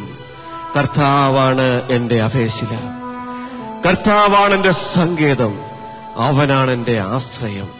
യേശുവേ, യേശുവേ, കുരിശിന്റെ വഴിയിലൂടെ നടന്ന ഞാന് ഉയർപ്പിന്റെ മഹത്വത്തിലേക്ക് പ്രവേശിക്കുവാനായി അവിടുന്ന് എന്നിലേക്ക് പകർന്ന പരിശുദ്ധാത്മാവിനെ സ്വന്തമാക്കി വെക്കുമ്പോൾ ഞാനിതാ പ്രാർത്ഥിക്കുന്നു, എന്റെ വേദനകളിലെ അങ്ങെന്റെ അഭയശിലയായി മാറണമേ. അവിടുന്ന് എന്റെ രക്ഷയുടെ ദുർഗമായി മാറണമേ. അവിടുന്ന് എന്റെ ജീവന്റെ സങ്കേതമായി മാറണമേ. അവിടുത്തെ ആത്മാവിനെ എന്നിലേക്ക് വർഷിച്ചുകൊണ്ട് അവിടുന്ന് വാഗ്ദാനം ചെയ്തിരിക്കുന്ന രക്ഷയുടെ അനുഭവങ്ങൾ എന്റെ ജീവിതത്തിൽ സ്വന്തമാക്കുവാൻ ശക്തനായ ദൈവമേ, നീയാണ് എന്റെ സങ്കേതം, നിന്നിൽ ഞാനിതാ ആശ്രയിക്കുന്നു. ഒന്ന് ചേർന്ന് പാടാം, ദൈവത്തെ സൂക്ഷിമാപ്പെടുത്താം വിശ്വാസത്തോടെ. നീ എൻ സങ്കേതം.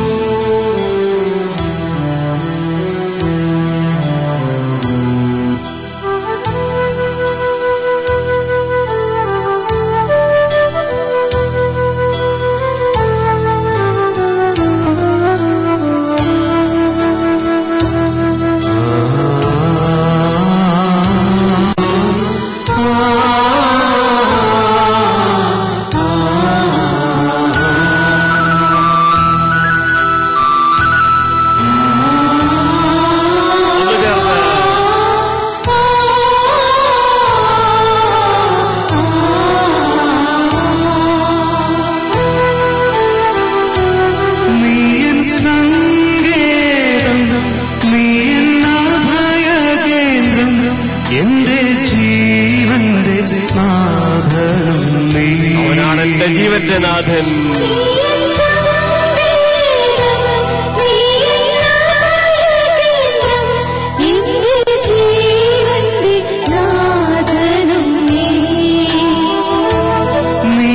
സന്തോഷം നീയൻ സങ്കീർത്തനം ഉള്ളിൽ നിറയുന്നു സ്തുതികളിൽ നീ.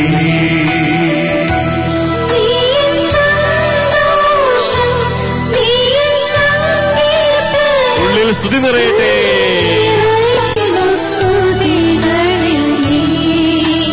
ഒന്ന് ചേർന്ന്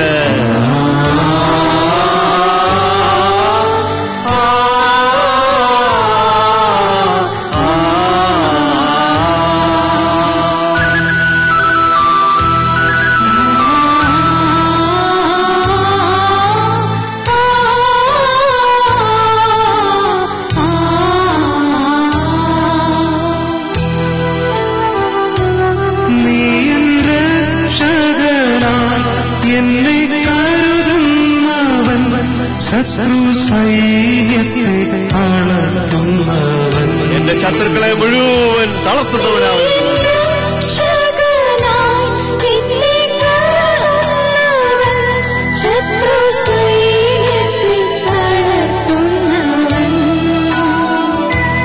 എന്റെ സ്നേഹിതനും എന്റെ ഗുരുനാഥനും പാപം മായ്ക്കുന്ന ആദരം നീ.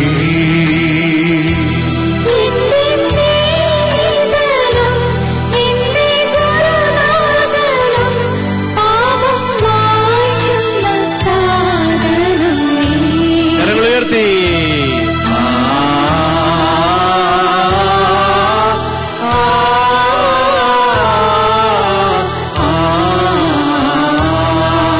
എല്ലാ നാവും പാടട്ടെ.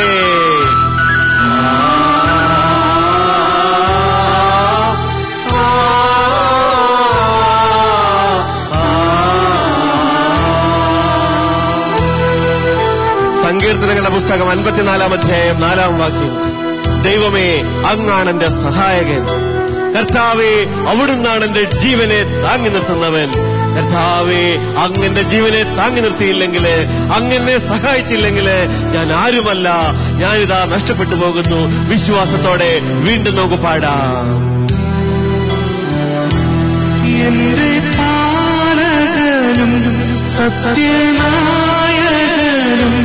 പാദം പുൽകിയ സ്നേഹം നീ.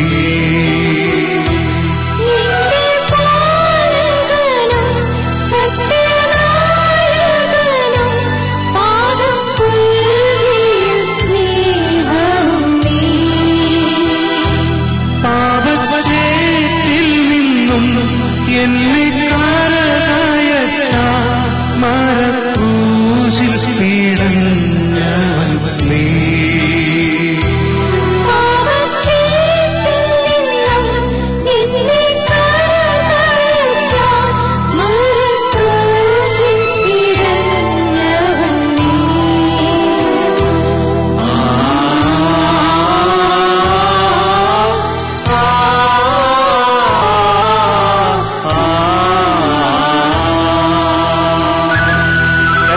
സ്വരമുയർത്തി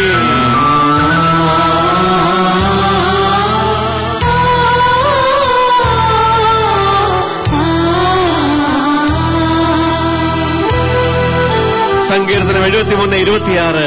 എന്റെ മനസ്സും ശരീരവും ക്ഷീണിച്ചു പോയേക്കാം, എന്റെ മനസ്സും ശരീരവും ക്ഷീണിച്ചു പോയേക്കാം, ഞാൻ തളർന്നേക്കാം. അവിടുന്നാണ് എന്റെ ഓഹരി, അവിടുന്നാണ് എന്നെ വീണ്ടെടുപ്പ്. ദൈവമേ, ഞാൻ വിശ്വസിക്കുന്നു. എന്റെ തളർച്ചകളില് തകർച്ചകളില് എന്റെ ഓഹരിയായി എന്നെ ബലപ്പെടുത്തുന്ന എന്റെ ദൈവമേ, അങ്ങയുടെ സന്നിധിയിൽ ഞാനിതാ വന്നുകൂടിയിരിക്കുന്നു. ഹല്ലേലൂയ.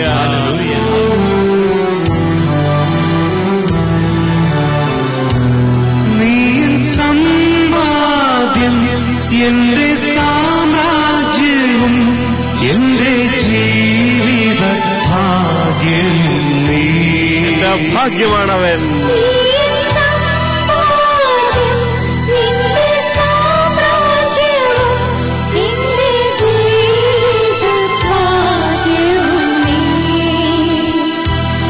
എന്റെ രോഗങ്ങളിൽ രോഗസുഖം പകരാൻ തന്റെ വചനമരുന്നേ. സൗഖ്യവും ബലവും തരുന്നവൻ.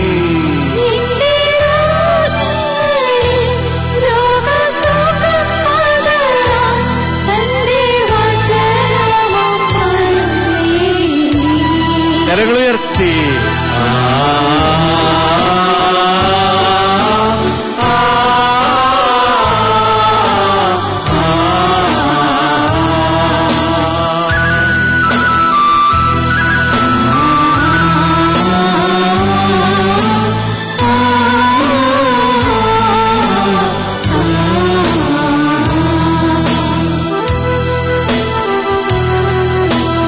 മത്തായിയുടെ സുവിശേഷം 11:28.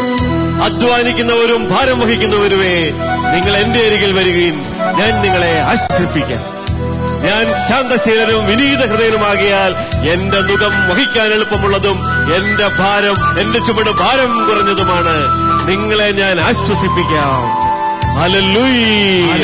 എല്ലാ ഭാരങ്ങളും ഏറ്റെടുക്കുന്ന കർത്താവിന്റെ സന്നിധിയിലേക്ക് എല്ലാ പ്രയാസങ്ങളും അവന്റെ മുൻപിൽ സമർപ്പിച്ചുകൊണ്ട് നമുക്ക് പ്രാർത്ഥിക്കാം.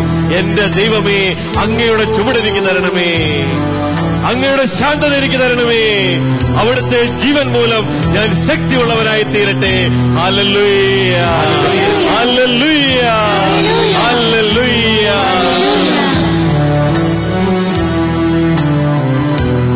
എന്റെ ആധികളും അപകീർത്തികളും മാറ്റി പ്രിയങ്കരനാക്കുന്നു നീ. Praise the Lord.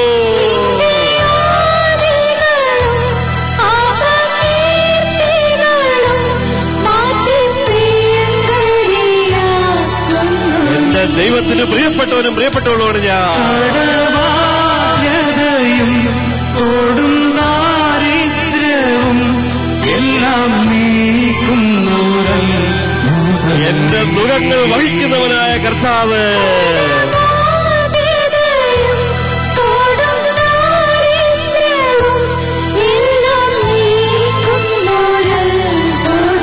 സന്തോഷത്തോടെ വിശ്വാസത്തോടെ കരങ്ങൾ ഉയർത്തി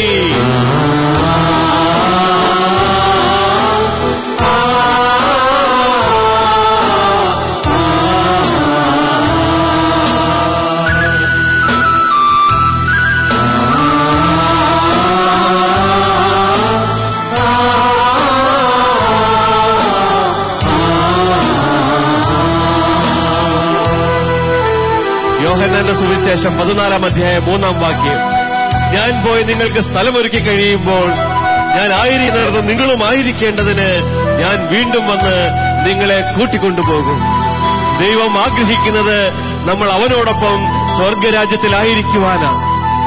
അവൻ വാഗ്ദാനം ചെയ്തിരിക്കുന്ന സന്തോഷത്തിന്റെ പൂർണ്ണതയില് നിത്യതയോളം നമ്മൾ ആയിരിക്കുവാനാണ് ദൈവം ആഗ്രഹിക്കുന്നത്. അവന്റെ കൂടെയായിരുന്നു കൊണ്ട് അവന്റെ എല്ലാ സമ്പന്നത അനുഭവിക്കുവാനായിട്ട് വിശ്വാസത്തോടെ തുടർന്നുള്ള വരികള് വീണ്ടും പാടി നമുക്ക് ദൈവത്തിന്റെ കൃപയുടെ സമൃദ്ധിയിലായിരിക്കാം.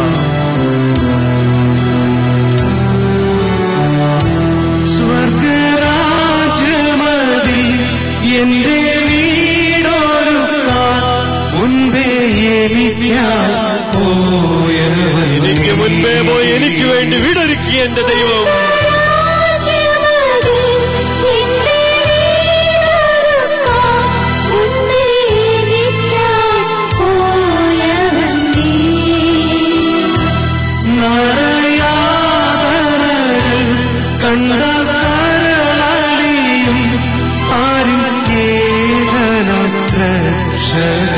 മനുഷ്യനായി അവതരിച്ചെന്റെ ദുഃഖങ്ങൾ മനസ്സിലാക്കിയവൻ,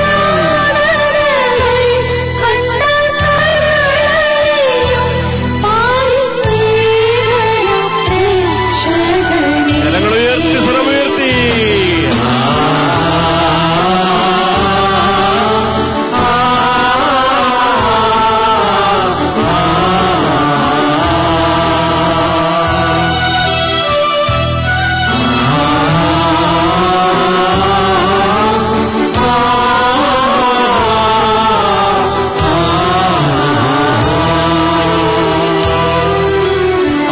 പ്രവർത്തനം 4-ാം അധ്യായം 12-ാം വാക്യം. മറ്റൊരുവനിലും രക്ഷയില്ല. രക്ഷകനായി നമുക്ക് നൽകപ്പെട്ടിരിക്കുന്നത് ഏകനാമം, അത് യേശുവിന്റെ നാമമാണ്. അതെ, നമ്മുടെ പ്രത്യാശയാണ് അവൻ. എന്റെ പ്രകാശ ദീപമാണവൻ. ആ യേശുവിനെ എഴുന്നേറ്റ് നിന്നുകൊണ്ട് ഒന്നു ചേർന്ന് കരങ്ങൾ ഉയർത്തി വീണ്ടും പാടി നമുക്ക് സൂചിമഹത്വപ്പെടുത്താം. എന്റെ രക്ഷകനായ ദൈവത്തിന് മുൻപിൽ ഞാനിതാ എഴുന്നേറ്റ് നിൽക്കുന്നു. അവന്റെ ശക്തി കൊണ്ട് നിറയുവാനായിട്ട്, വാഗ്ദാനങ്ങൾ കൊണ്ട് നിറയുവാനായിട്ട്, എന്റെ ആലസ്യങ്ങൾ അകന്നു പോകുവാനായിട്ട്, വലിയ സൗഖ്യത്തിന്റെ അരൂപി കൊണ്ട് നിറയുവാനായിട്ട്, വാഗ്ദാനത്തിലെ വിശ്വാസത്തിന്റെ ചൈതന്യമെന്നിൽ നിറയുവാനായിട്ട് ഈ നിമിഷങ്ങൾ കർത്താവിത മഹത്വത്തോടുകൂടി അവന്റെ നാമത്തിന്റെ സമ്പന്നതയിൽ നമ്മളെ സൗഖ്യമുള്ളവരാക്കുന്നു. ഒന്നു ചേർന്ന് നമുക്ക് വീണ്ടും പാടി യേശുവിനെ പ്രകീർത്തിക്കാം. ഏകസത്യദൈവം നീ മാത്രമെന്ന് ഇനി എന്നും പ്രഘോഷിക്കും. വിശ്വാസത്തോടെ സ്വരമുയർത്തിപ്പാടാം. ഏകസത്യദൈവം യേശു മാത്രം.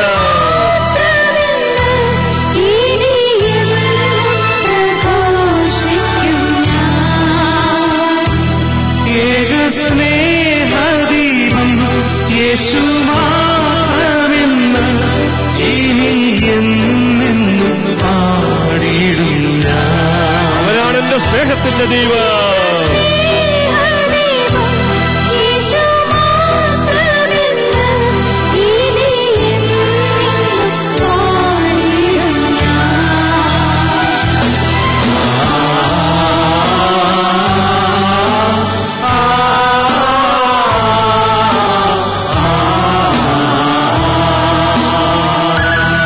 എല്ലാം മറന്നുകൊണ്ട്